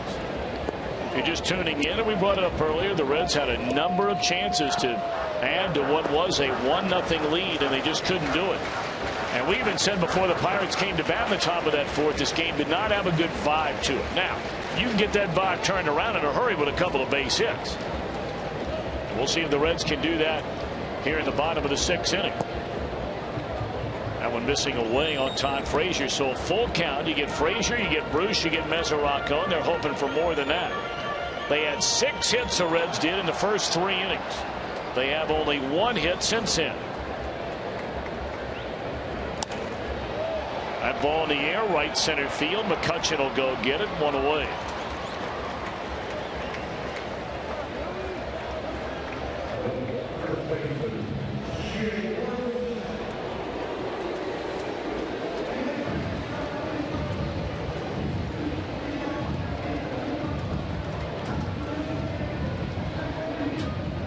Well, this is a first.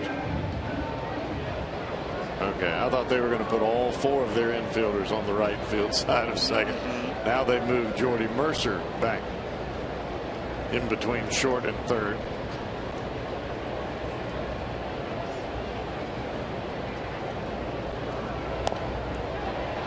And he puts down a bunt. And not good enough where the pitcher couldn't get to it. 2 away in the inning.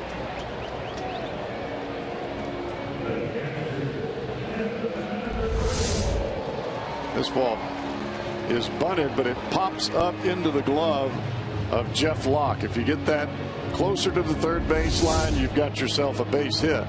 But that was halfway between the dirt on the mound and the third base line, and Locke got there in a hurry. He falls that way anyway.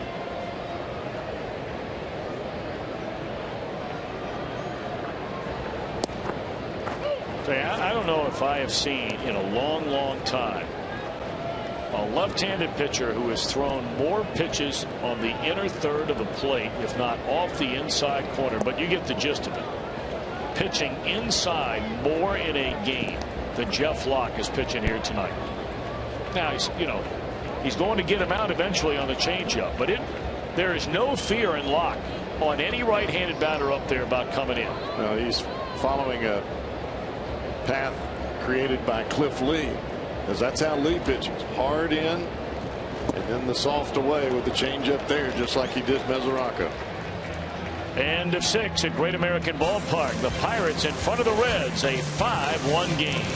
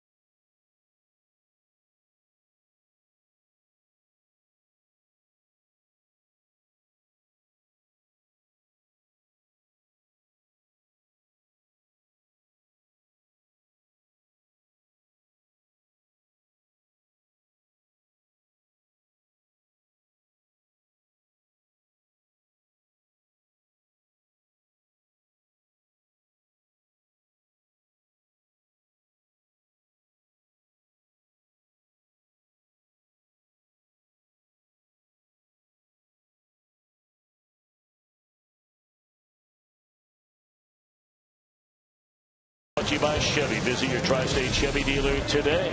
And by Cincinnati Children's Hospital, ranked 3rd in the country on the U.S. News and World Report's 2014 Best Children's Hospitals in America. And for perhaps some of those youngsters dialed into the ball game tonight and their family and friends over at Children's Hospital, we're glad you're with us. And our thoughts and prayers with each and every one of you. Speaking of children, I want to send out a big congratulations. John O'Brien has been the Reds director of ticket operations seemingly forever. His first daughter a number of years ago, Casey, was born, and less than 3 hours after they held her in their arms, mom and dad, for the first time, John and his wife Wendy, their little girl had to undergo heart surgery at Cincinnati Children's Hospital. And they wondered whether their daughter Casey would ever live a normal life. Well, she has lived a normal life. She's 24 years young now, and they wondered, would she ever be able to have a baby of her own? Well. On Tuesday, July the 8th, Casey, her husband Corey Parton, celebrated the birth of the O'Brien's first grandchild, a grandson, Finn O'Brien Parton. So congratulations to mom and dad, to little baby Finn, and to grandma and grandpa John and Wendy O'Brien. Major league blessing right there. You better believe that. Talking with John, had dinner with him tonight in there for a little while, and boy, you say your prayers. He was telling us a story about the birth of the baby and about the birth of Casey so long ago. I'm sure with the birth of the grandchild, it brings back memories of when his daughter was born.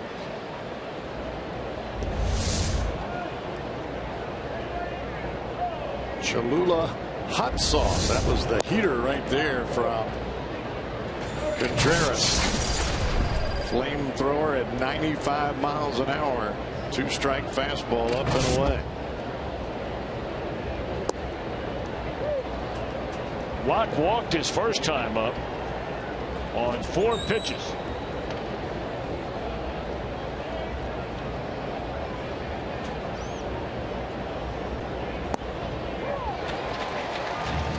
Back-to-back strikeouts.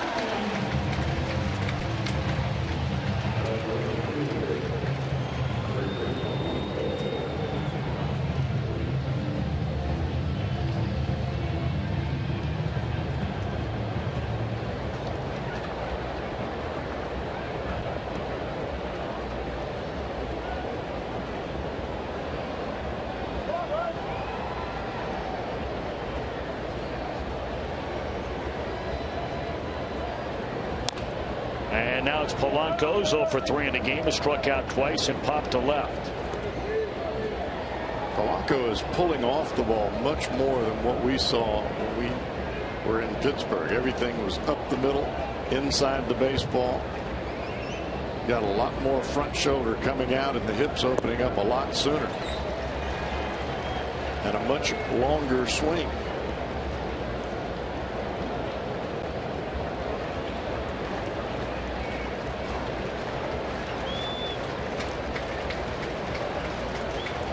And how about that inning by Carlos Contreras? Bottom fell out of that pitch. So he fans aside in the 7th inning. One with a fastball, one with a curveball, and one with a split-fingered fastball.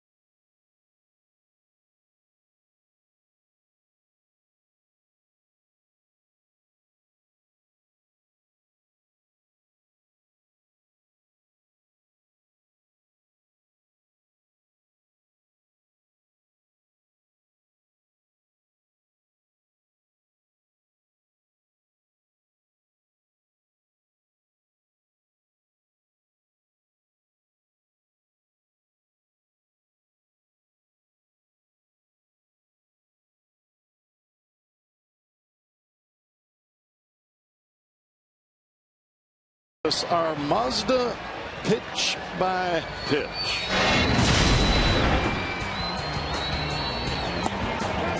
Fastball in.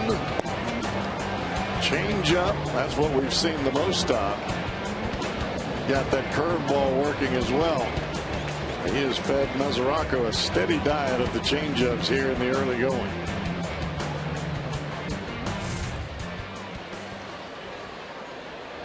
There you see the breakdown and fastballs compared to the off-speed stuff. That's been primarily the changeup. And this has been a problem for Alvarez, and they are just completely miffed. It has been going on for the better part of a month and a half. And they told us about it before the game today, that it's not whether it's around the neighborhood. There have been many just like this that have just been thrown into the stands. Wow. This is a guy last year, you could pretty much count on him every time with a laser shot to first. You wonder if the batting issues have not gotten into his head on the fielding side.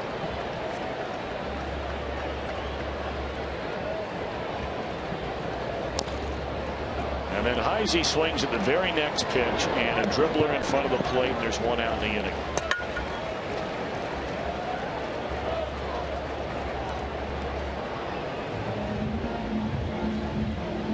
Runner advances on to third base. So let's see if the Reds can get him home and draw within 3.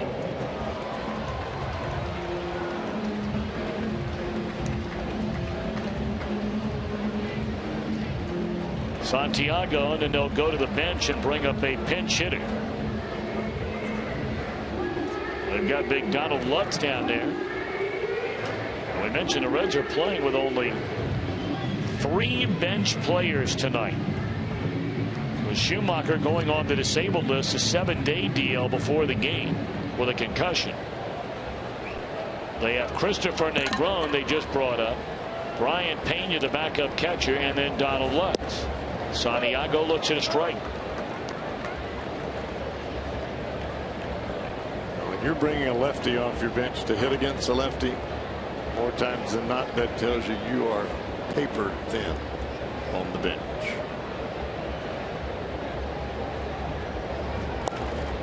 Santiago behind, no balls and 2 strikes. Santiago an infield hit on a slow bouncer to short his first time up.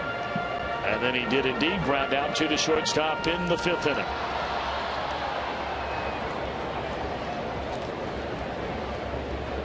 Reds have work to do. They're down by 4 here in the bottom of the 7th inning. And that's in the air, pretty well hit. Into deep left field. And that ball is against the wall. Santiago continues to do his thing. He makes it a 5-2 ball game. I think Josh Harrison thought that ball was out of here. He looked up, kind of broke stride, and it hit the top of the wall. Got all of that one. It's another one of those fastballs you were talking about earlier, Tom, that was inside, and that one just happened to get over the plate a little bit, and Santiago got a piece of it. Yeah, Santiago is really doing a good job. He now has, 7 hits in his last 12 at-bats with 3 runs batted in and 3 doubles. Well, I think you hit on it earlier, Tom. It's so difficult. I think it's the toughest job in baseball is to try to come off the bench and be a productive hitter when you don't get to play very much. And especially a guy like Santiago who's playing behind Cozart. Santiago's on this club because he can play shortstop. Cozart is in there every day because of his defense, and he's been phenomenal. And Santiago is just now having a chance really to see any kind of playing time. Billy Hamilton's in there giving Donald Lutz a scouting report as the Pirates are going to get their bullpen busy. They have right-hander Jared Hughes cranking it up quickly down there. The Reds had 6 hits in the first 3 innings. That was only their 2nd hit since. They had a single by Hamilton in the 5th. Billy has 3 of the now 8 base hits, and they're leaning on big Donald Lutz, just brought up from the minor leagues to get him a little bit closer here. Strike one. Well, we know Lutz has enough power to make this a one-run game with one big crack of the bat. But the Reds would be thrilled with just a single right now. Try to roll this lineup back to the top.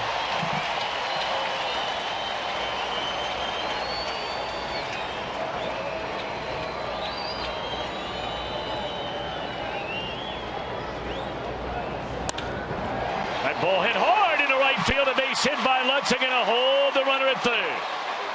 Polanco with a good arm, and you're down by 3. No sense in taking a chance, as a tying run will now come to the plate. That was no dribbler into right field. That was an absolute rocket off the bat of Donald Lutz, and Jeff Locke's night is over. So he goes 6 1/3 innings here tonight. He allows 9 hits, strikes out 5, does not walk a batter. And that's the difference between Jeff Locke this year and the one who had his season really unraveled last year, is his ability to throw strikes. He pitched a good game here tonight after a very shaky beginning. So the Skyline Chili call to the bullpen. Hughes comes on. Billy Hamilton coming up.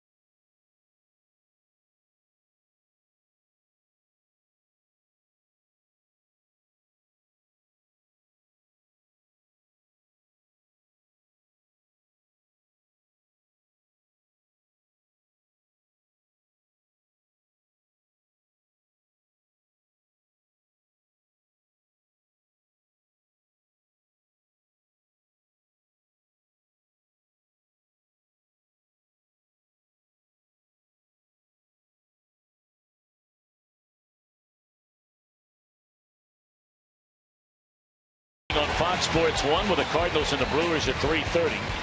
And then baseball night in America from right here in Cincinnati. The Pirates and the Reds at 7 p.m. on Fox and streaming live on Fox Sports Go. Jared Hughes having an excellent year out of that Pirate bullpen. Takes over for Locke. Reds have runners on the corners, 1 out. Down 5-2. Billy Hamilton the batter.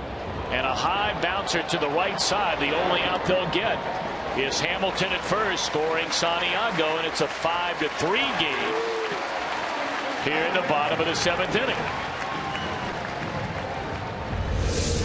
Hughes is on because he gets a ton of ground balls. Not a strikeout pitcher. Pitches to contact. But he's got that hard, boring sinker down and away from lefties and down and into righties. Oh, what a big run that is, standing at second base right now for the Reds. Well, they're down by 2. Kozar, the tying run. He knocked in the first run of the game with a double. And a broken bat rolling to short. And that will end the inning. So Hughes, threw 2 pitches and got 2 outs. And the Reds are down by 2 as they scored 2. We're on our way to the 8th.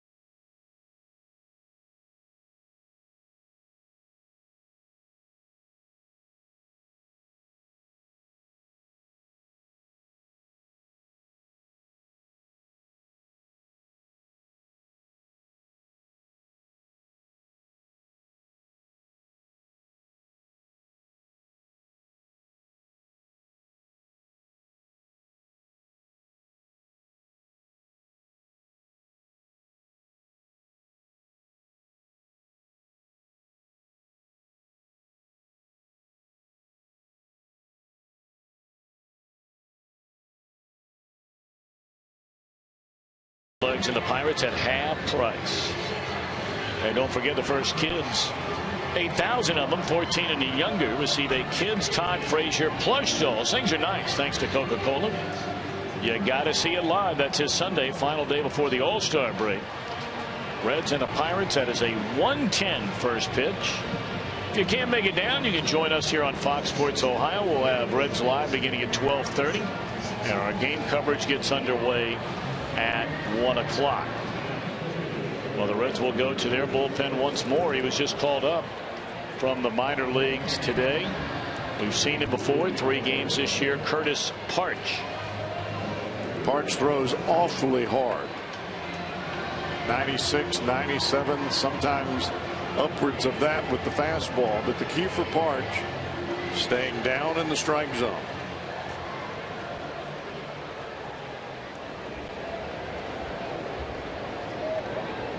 Josh Harrison to lead things off, followed by McCutchen. And then Neil Walker throws a first pitch. What was a slider? Backup slider.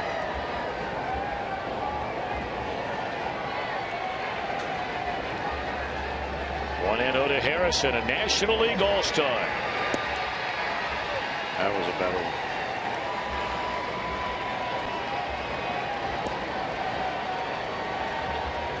Parch can throw that pitch for a strike even at 40 or 50% of the time. He could be awfully difficult to get to. He's got that one. 96 miles per hour.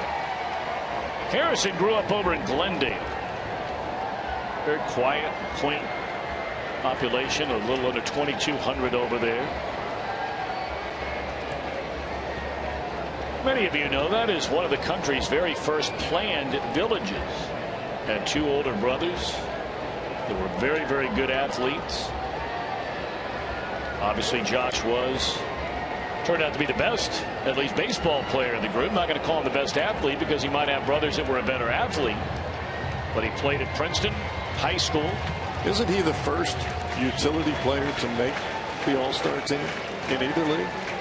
As far as I can remember, I mean, I don't know if the Pirates are actually calling him as much a utility player as they're calling him a starter at like 4 different positions. There's a swinger and foul ball out of play. I mean, he's pretty much playing every day. He's just playing a lot of different places. But he is a super utility. I mean,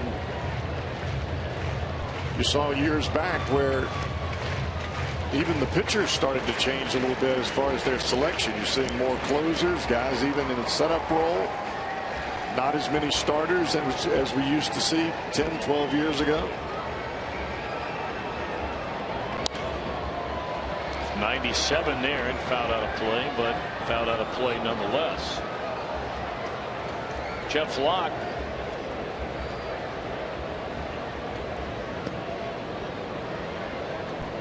Allowed 3 runs. Only 1 run was an earned run. Of course, that Pedro Alvarez throwing error started that 2-run rally for the Reds.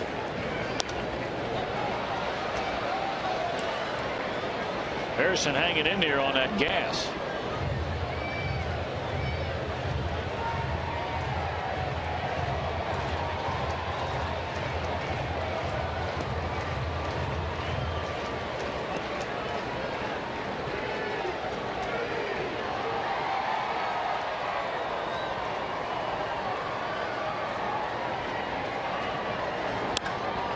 He jumped all over that one. That was a slider, and it's lined to Ryan Ludwig. 1 away.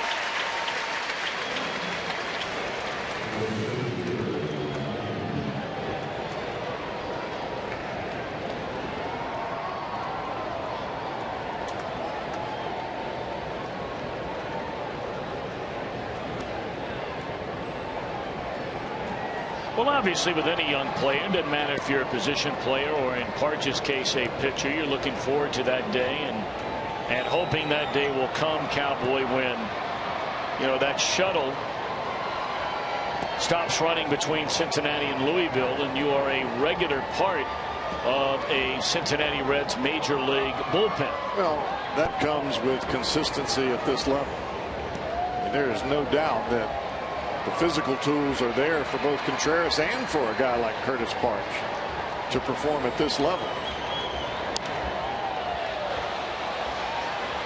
He's already thrown more sliders tonight than I can remember him throwing in all appearances combined. And they've been strikes, except for the first one. And if he can command that breaking ball out of that bullpen with a 96, 97 mile an hour fastball, he'll find some success in a hurry up here.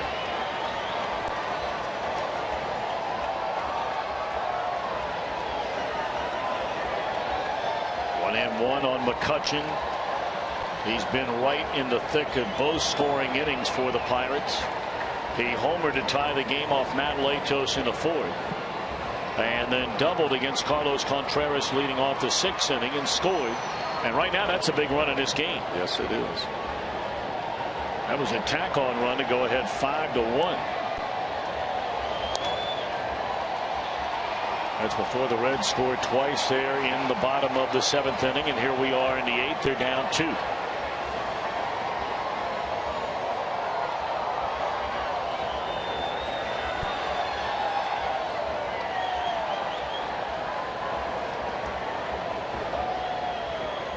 Reds will have Frazier, Bruce, and Mesoraco, and it looks as though they're getting Tony Watson ready for Jay Bruce. Watson, as we brought up earlier, on his way to the All-Star game for the first time, and really in the same vein as the Cincinnati Red Arthur Rhodes was, the great year he had out of the Reds bullpen. And I had not remembered a setup man being named to an All-Star team until Rhodes was chosen that year. And now we've seen him almost every year since, out of both leagues. Mike Matheny, in fact, this year has 2 of them. He has Watson from the left side from the Pirates, and he has his very own Pat Neshek, right-handed setup man in front of Trevor Rosenthal of his St. Louis Cardinals. Who, by the way, are getting drilled. It is 6-0 Brewers. And that game in the fourth inning.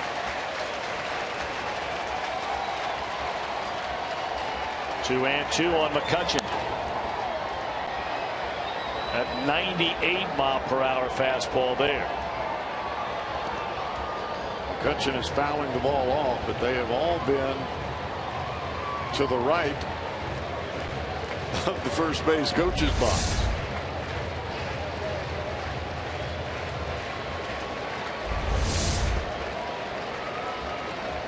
Let's see another slider right here. 8 pitches to Harrison. This is the 8th pitch to McCutchen. There'll be a 9th.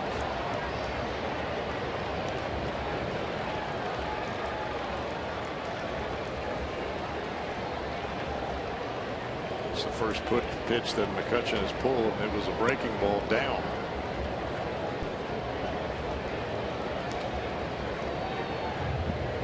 If you know you had a pitcher out there that had quality control, or you weren't worried about it, especially being a youngster with Park, you elevate that fastball a little bit just above the hands of McCutchen.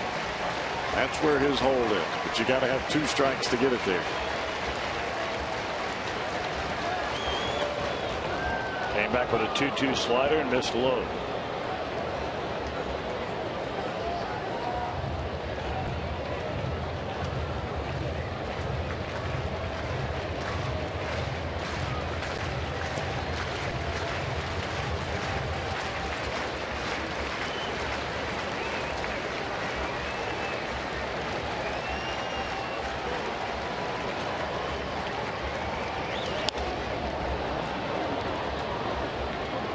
Pitches in this at bat so far,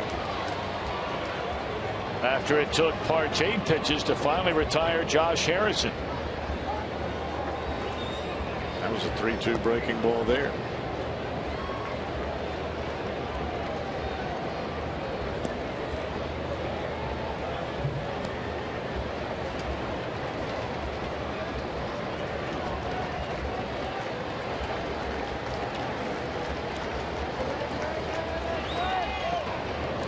Another 3-2 breaking ball, and he walked it.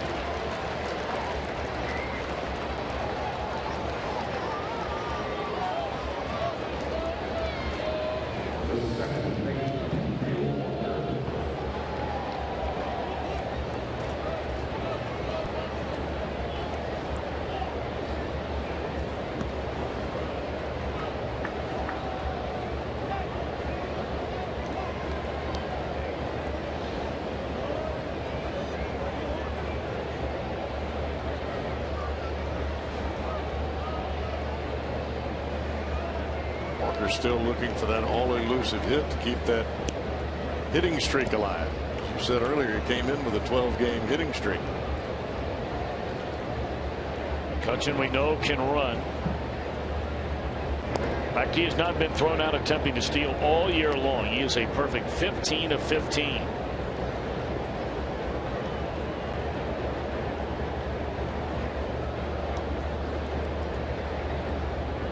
Walker has struck out, reached on an error by Jay Bruce, and scored on the 3-run home run by Alvarez. And then he grounded out to the shortstop Cozart back in the 6th inning, but that did advance at the time. McCutchen from second to third, and the very next batter, Russell Martin, knocked him in.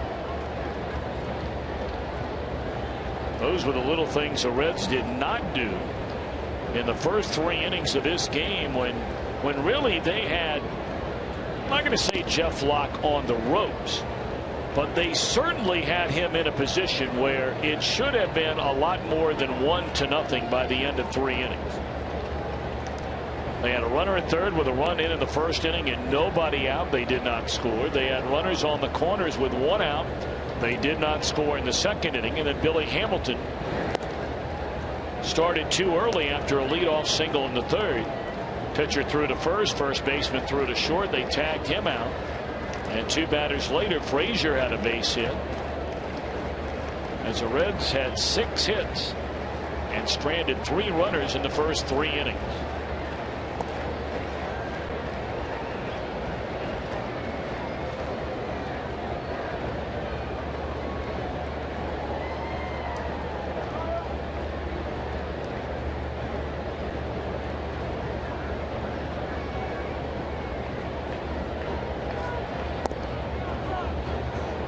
A lot of breaking balls here from Parks tonight. He's throwing. He's not shaking. He's throwing what Mesoraco's calling.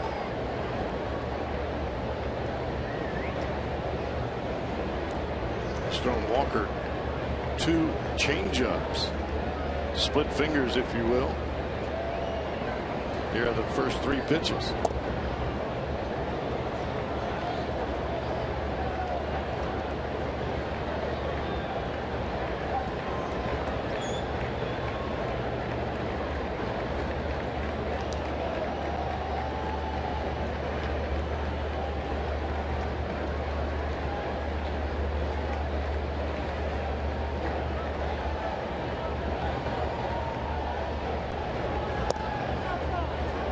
Walked 2 batters in a row.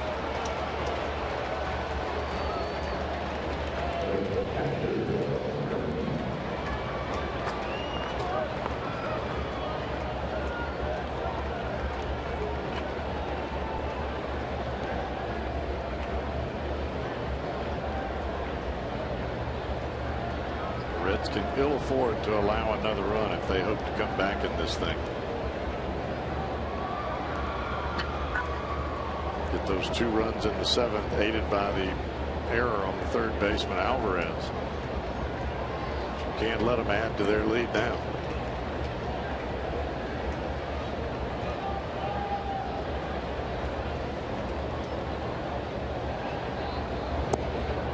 Strike 1 to Russell Martin.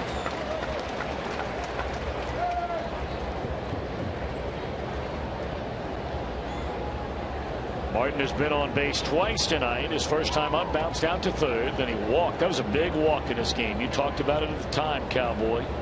After the error by Jay Bruce, that was following the home run that tied the game by McCutchen. And after that error, there was a pass ball charge to Devin Mesoraco, which allowed Walker to advance on to second base. It was a lengthy at bat, Martin against Latos. You talked about at the time how that can take a lot out of you if you're not careful. The next guy behind him, that guy being Alvarez, might hit one in the stands. And that's exactly what he did. A 3-run home run in a 4-run 4th inning. And Marston knocked in a run with a single in the 6th. 1 ball and 2 strikes.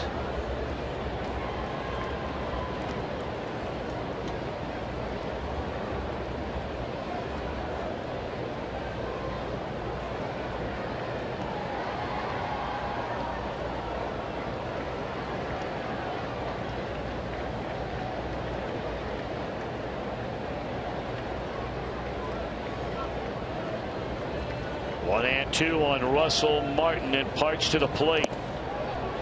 It didn't miss by much, but it missed. This big pitch right here. Watch the breaking ball here. You see the reaction of Martin trying to go out over the plate. That spins just a bit inside.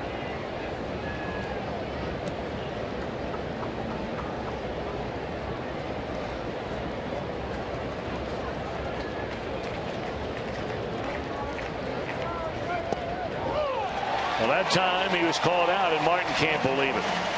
He should have been called out on the pitch before.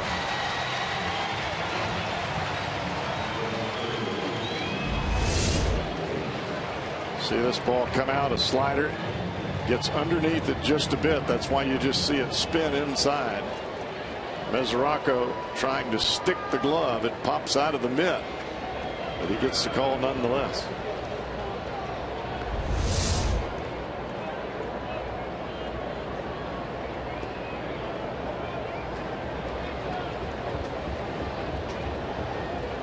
Now one more big out to go. Here's Alvarez, who hit the 3-run home run in the 4th inning. He's also struck out and popped to 3rd. I mean, this guy is as feast or famine as it gets. Over the last 3 years, he has the 2nd most home runs in the National League, one behind Giancarlo Stanton. Yet he has struck out the most times in the National League. This is on Nissan drive of the game on a 2-0 pitch. Broke a 1-1 tie.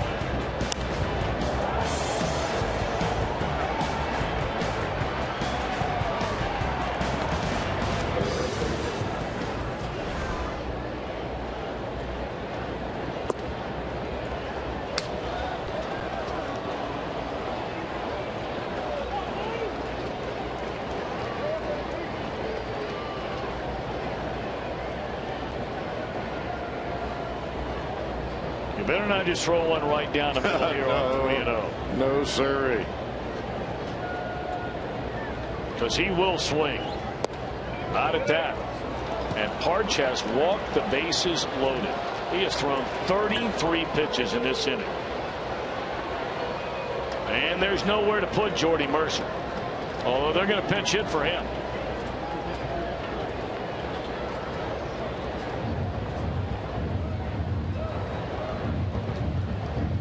Well, the Reds have Logan Ondrusek ready in their bullpen. It doesn't look like he looks, in fact, like he's just getting up. That's not the look of a guy that's getting ready to come into a game. Well, he just started throwing.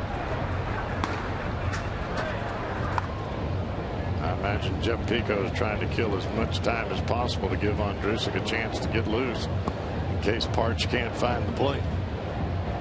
Well, the Pirates have already announced that Ike Davis is going to be the pinch hitter. And if you manage the Pirates, you might pinch hit for Andrew McCutchen and send up Ike Davis with the bases loaded against the Reds. He has hit 2 grand slams this year, both of them against the Reds. He hit one as a member of the New York Mets off his old college teammate Mike Leake. And then he hit a grand slam after he was traded over to the Pittsburgh Pirates. I beg your pardon, he got J.J. Hoover as a New York Met and got Leake as a member of the Pirates. Former #1 draft pick out of Arizona State University. Down, strike 1.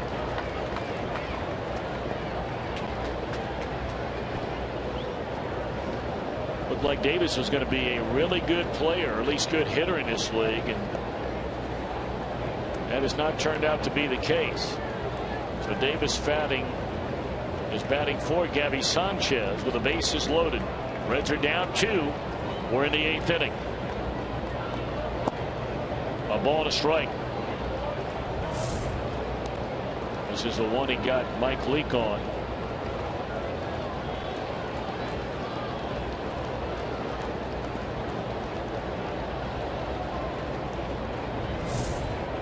was just very soon after the trade to the Pirates from the Mets. Well, fastball right by him there. 1 ball and 2 strikes. Forsythe is the son of former outstanding Major League reliever Ron Davis. Former teammate of mine out in San Francisco. All the runners have reached via the walk. It started with McCutchen and then Walker after 1 out. After a 2nd out, they walk to Alvarez.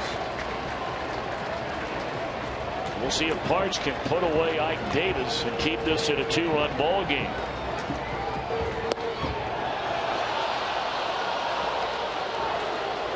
.99 miles per hour misses.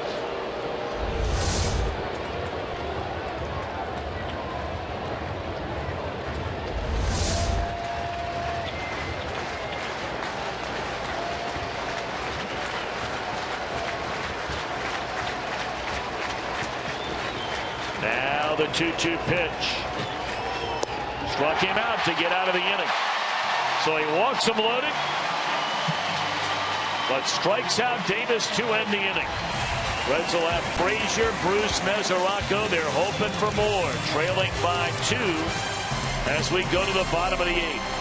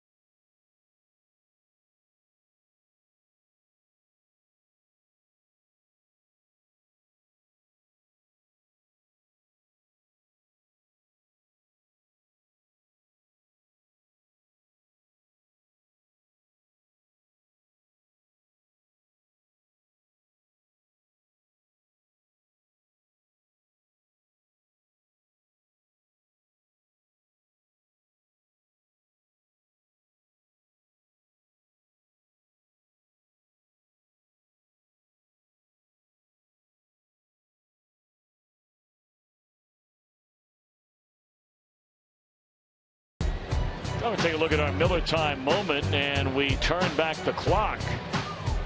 Tony Perez in the All-Star game going back to 1967. That's a big A out in Anaheim. A home run that turned out to be the game winner. How about that? Well, here's a guy on his way to the All-Star game. Left-hander Tony Watson, and when you look at those numbers, you can understand why. And he'll be facing his All-Star teammate in Todd Frazier. A couple of special years for both of these guys here to begin 2014. Davis remains in the game. Harrison comes into third. Davis at first after batting for Gabby Sanchez, and now taking over out in left field is Travis Snyder. So Snyder, McCutchen, Polanco along the outfield. Harrison, Mercer, Walker, Davis third to first. And a battery of Watson and Russell Martin. 1-1 to Frazier. The Reds are down by 2. And 2 more cracks at him. Of course, they have a new closer, these Pirates. He's been their setup man the last 2-3 years. That's Mark Melancon. But after they traded away Jason Grilli for the Angels closer in Frieri, Melancon had already been named a starter. That ball into left center field, and Snyder is there to get it. 1 out.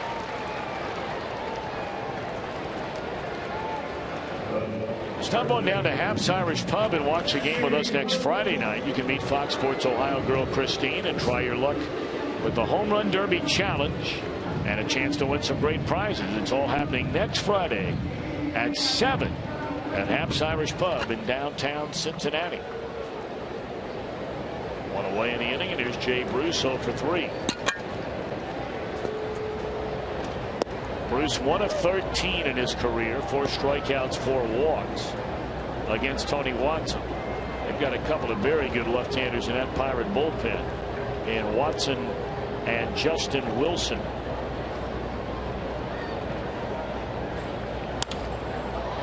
That ball in the air, right center field, and a good jump and a good catch by McCutchen, 2 away. Well, that was closing time right there. McCutchen took a step back on contact, and he made some serious ground up with his speed.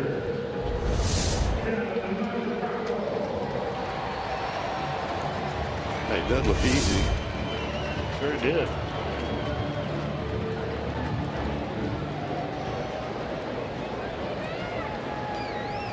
They're just trying to get a base runner on and bring the tying run to the plate. But 2 outs, and now Mesoraco hitless in 3 at bats. Has walked a couple of times against Watson. He's down strike 1. 4 or 5 batters have been very quiet tonight for the Reds.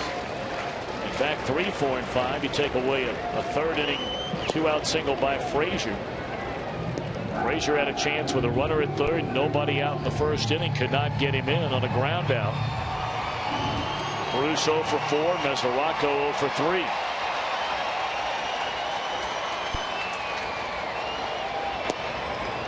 One and 2 on Devin.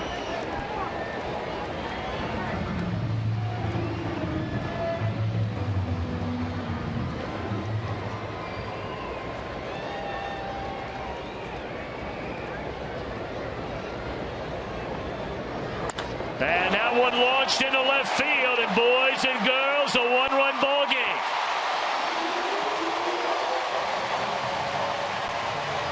Watson put that ball right where he wanted to, and Mesoraco crushed it. Up and in, fastball into the upper deck.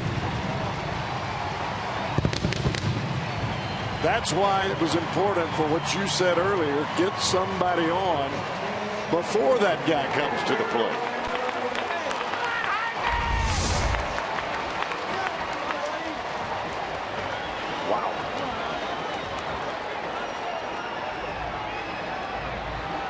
Well, the Reds once down 5-1 and made it 5-4. No doubt about that one as soon as it left the bat. So now you have Ryan Ludwig, who has 6 home runs of the year. He just homered in the game yesterday. It's only the 2nd home run Watson's given up this year. Ball 1.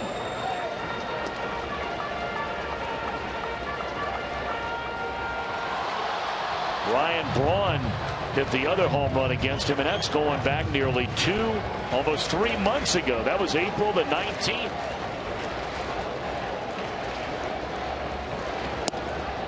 Two 2-0 on Ryan Ludwig.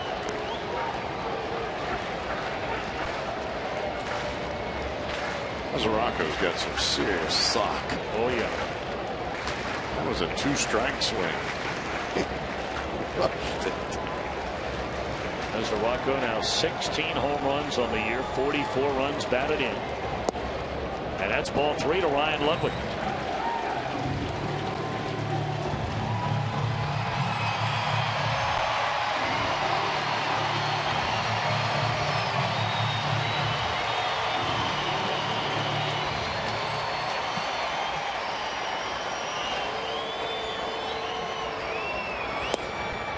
Taking all the way 3-0.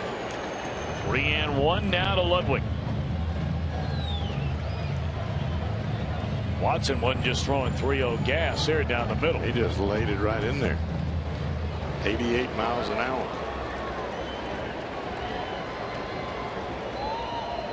3-1. And a little number. This has a chance to fall in. It will.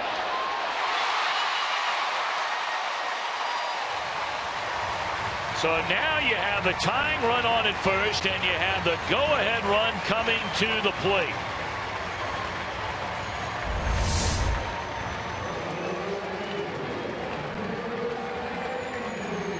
Got that one in on Ludwig, but it didn't quite have the velocity of the previous pitches. That pitch was only 89 miles an hour. Watson had to take something off to get it over the plate. So now Heisey, who has struck out, tapped out to the mound, and rolled out in front of the plate. The catcher threw him out. Pitch on the way. And it's lined into left field. That'll be a base hit. The tying run now into scoring position. The go-ahead run aboard. Still 2 away here in the Reds' 8th inning of a 1-run game.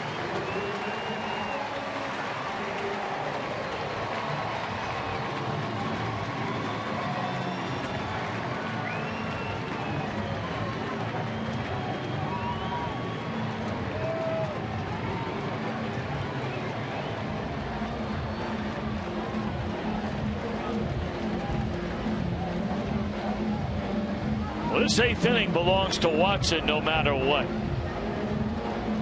They are not going to give the ball to Frieri here tonight. And now Ramon Santiago. He knocked in a run with a double his last time up. And he started 2 and laid off a strike.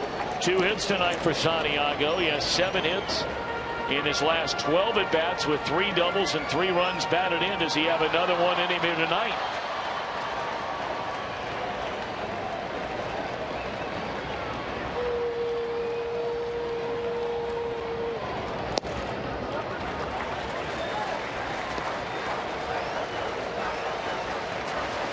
Santiago has seen Watson twice in his career. He has 1 hit in 2 at bats.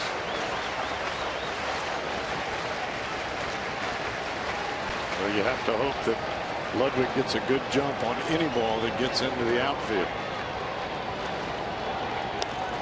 Well, he had a good swing at that pitch, fouled it straight back over the screen and out of play. And now Watson ahead of Santiago at 1 ball 2 strikes.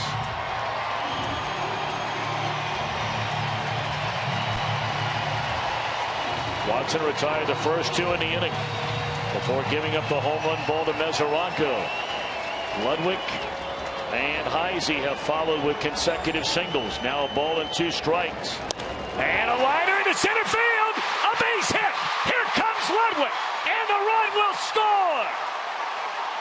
How about Ramon Santiago?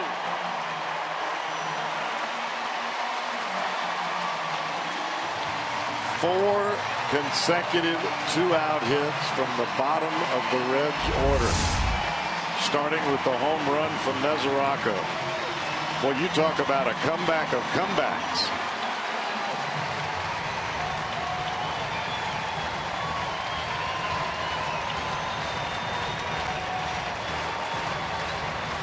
Boy, you couldn't feel better for any player on this team than you do for that man right there. There is more of a gentleman and a sweeter guy on this club, Cowboy. I haven't met him, and it's so nice to see him. And I'm sure, expressing what he feels. He is really contributing to this team right now. You and I talked about it earlier. Opportunities, the injuries. You get a chance to play when you've been a bench player almost your entire career. And boy, Santiago has really shown up here the last few days. I mean, big time. 3 hits tonight. And that means 8 hits in his last 13 at-bats with 4 RBIs, I beg your pardon. All right. Now all of a sudden you're looking here in the bottom of the 8th inning of the go-ahead run, standing 90 feet away. Heisey can run. And Brian Pena, the batter. Ball 1 high. Certainly Heisey has to get as far away from the bag as Harrison is from the bag in case Watson throws one of these back to the screen. Watson has not had a ball game like this all year long. 1-2 the count. Popped up, First base side over near the stands and out of play. This is only the second game all year long where Watson has allowed 2 runs. The other came on June the 15th against the Miami Marlins.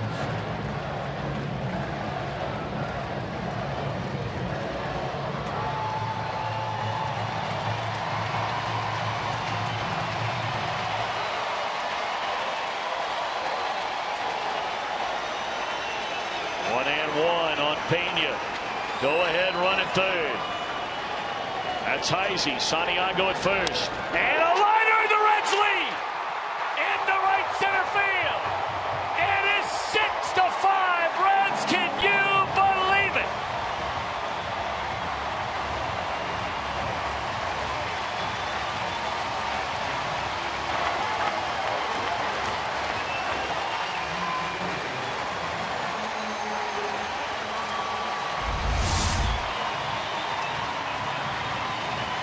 Fastball supposed to be away, and it ends up back on the inside part of the plate.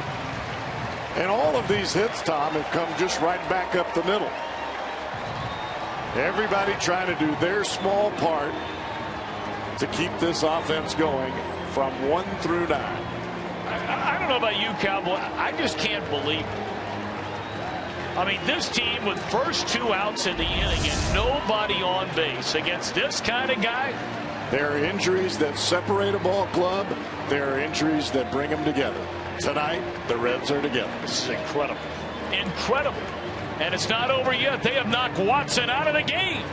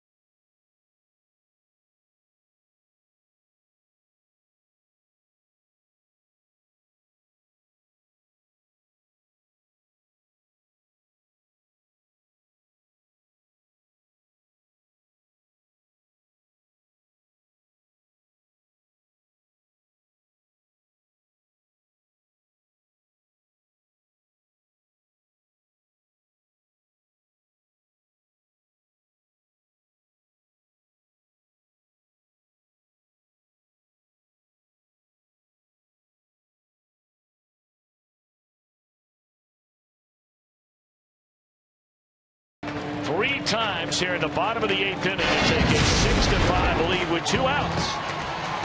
Their first run of the game came on this, which got it started. Take a look at that on Fox Vision. How cool is that? You can see the missed tag attempt by Sanchez. Billy Hamilton got a hit, wound up scoring. But now he's batting with runners on the corners and 2 men out. And a fastball is taken up and away. Ernesto Frieri. He has had a rough year, not only with the Pirates, but starting with the Angels. 6.39 ERA. Boy, Hamilton had a pitch to hit right there and fouled it straight back. Naturally, Aroldis Chapman is cranking it up in the Cincinnati Reds bullpen. He's been a busy man lately. Chapman has pitched a lot here in the last few days. Hamilton trying to give him a little breathing room with a base hit right here and right now. Thought about it, took a strike on the outside corner. Watson allows 3 runs in an outing for the first time since April of 2013. That was 98 appearances ago. Those are those ugly numbers for Frieri, the one-time closer of the Angels. 1-2 pitch. High and tight. This is just incredible. I know Brian Price talked about the come-from-behind 5-0 game against the Cubs, but with all due respect, this is a Pirate pitching staff that is a very good staff, especially in the bullpen. Without Votto and without Phillips. 2-2 the count on Billy. And a little dribbler. And the tag play at home will end the inning. All righty. Here we go. Chapman, who would have thunk it? A chance to close this game out. The Reds lead by a run.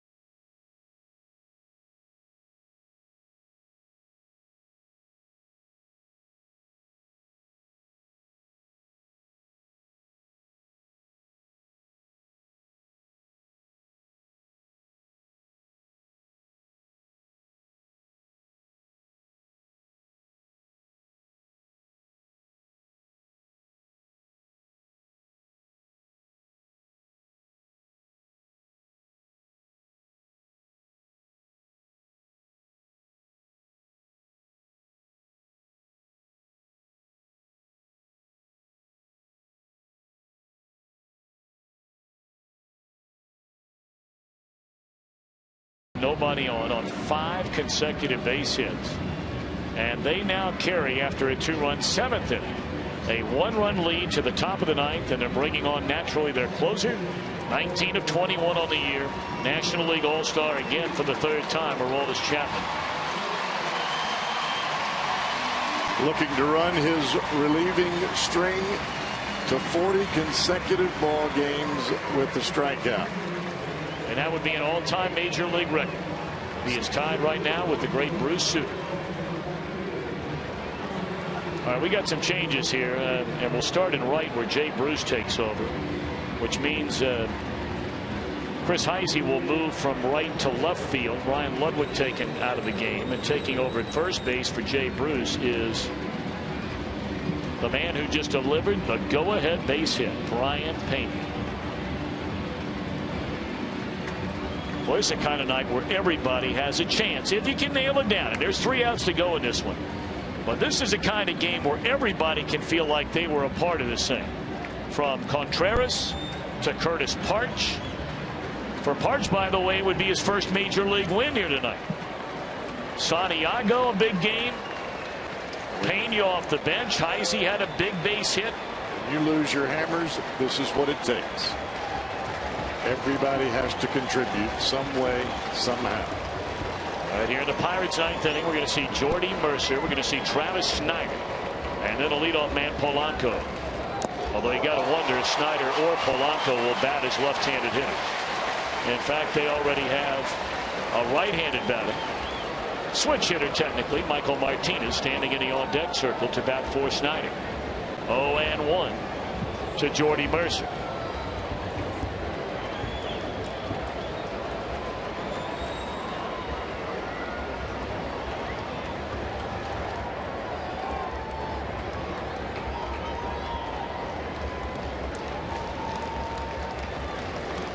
One to Mercer, coming right back with a fastball at 100.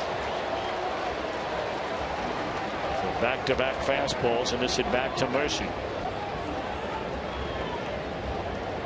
Mercer 0 for 3, has struck out all 3 times. He has walked twice in his career against Aroldis Chapman. Slider there, 1-2, and don't look now, but the Cardinals are trying to get back into that game in Milwaukee, and there's a long way to go in that one. 6-3 now, Brewers.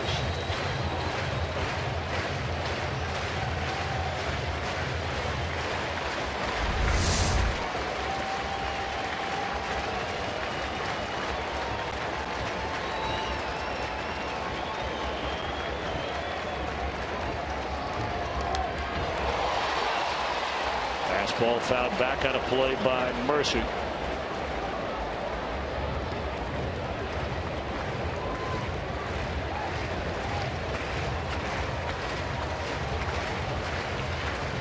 It's Chapman's 4th game in 5 days. And he's still throwing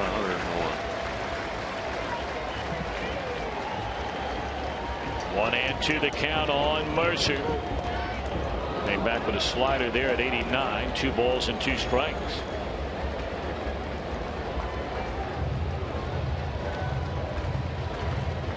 Well, the one time where they really pushed him to the limits where he had not been before was when he blew that save, only his 2nd save all year long in San Francisco. But in the games even prior to that, when he was being used so frequently, Cowboy might have been throwing the ball better than he has all year long. Yeah, I think he is pitched better this year than we've seen him at any point in time in a Reds uniform. He's using all of his pitches: fastball, slider, and changeup. Hey, Mercer pretty good at bat right here. 2-2 count. 6 pitches in this at bat.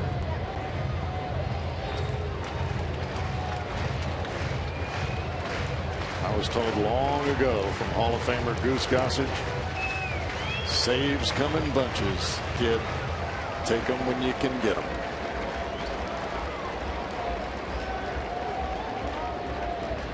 Two and two on Jordy Mercer. And Aroldis Chapman has just set an all-time Major League record for consecutive games with a strikeout by a reliever. Tied with Bruce Sutter, and now the record belongs to Chapman with 40 consecutive games with a strikeout.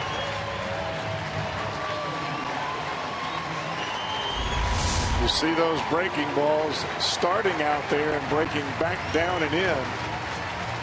Mercer was fouling off the breaking ball, but tough to pull a trigger on a 101-mile-an-hour heater that splits the outside corner. Now Michael Martinez will bat for Snyder. And a first pitch fastball at 100. They strike one. They have another pinch hitter, Max Haig, right-handed batter. Standing in the on-deck circle to bat for the left-handed batting rookie Polanco.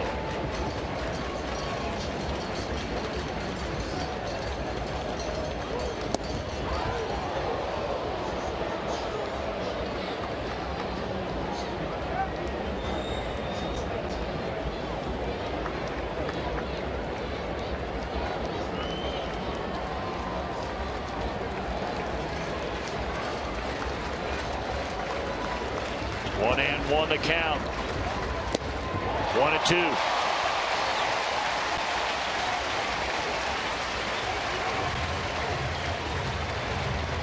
You can see Michael Martinez looking into his dugout and smiling. That ball was 99 and it was in the mitt by the time he got the bat into the hitting zone.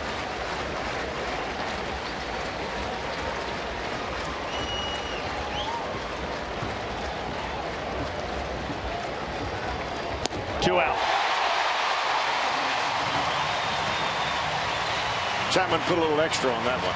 102. Ouch. Call him Amos Moses and the Louisiana Bayou.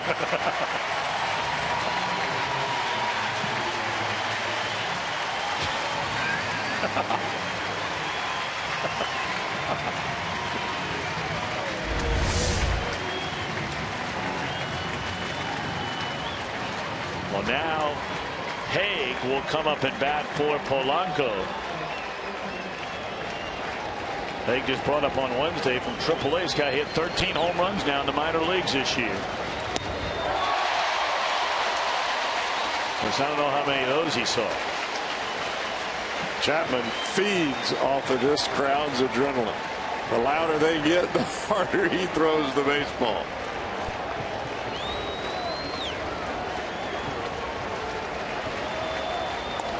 And now ahead 0-2.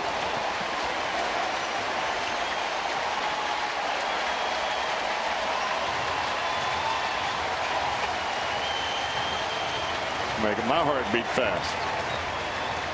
This would be some kind of win here tonight. Boy. Team right behind you, game behind you in the standings. And now Chapman tries to put it away on a 2-strike pitch. Reds win. 103 miles per hour. Aroldis Chapman fans aside in an unbelievable come-from-behind win. 6-5 Reds over the Pirates tonight. How about that, Cowboy? This may be the biggest win the Reds have had all year long.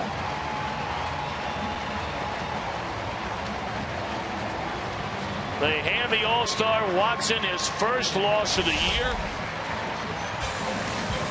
Looking to Mercer, swinging to Martinez, 103 to put away Hayes.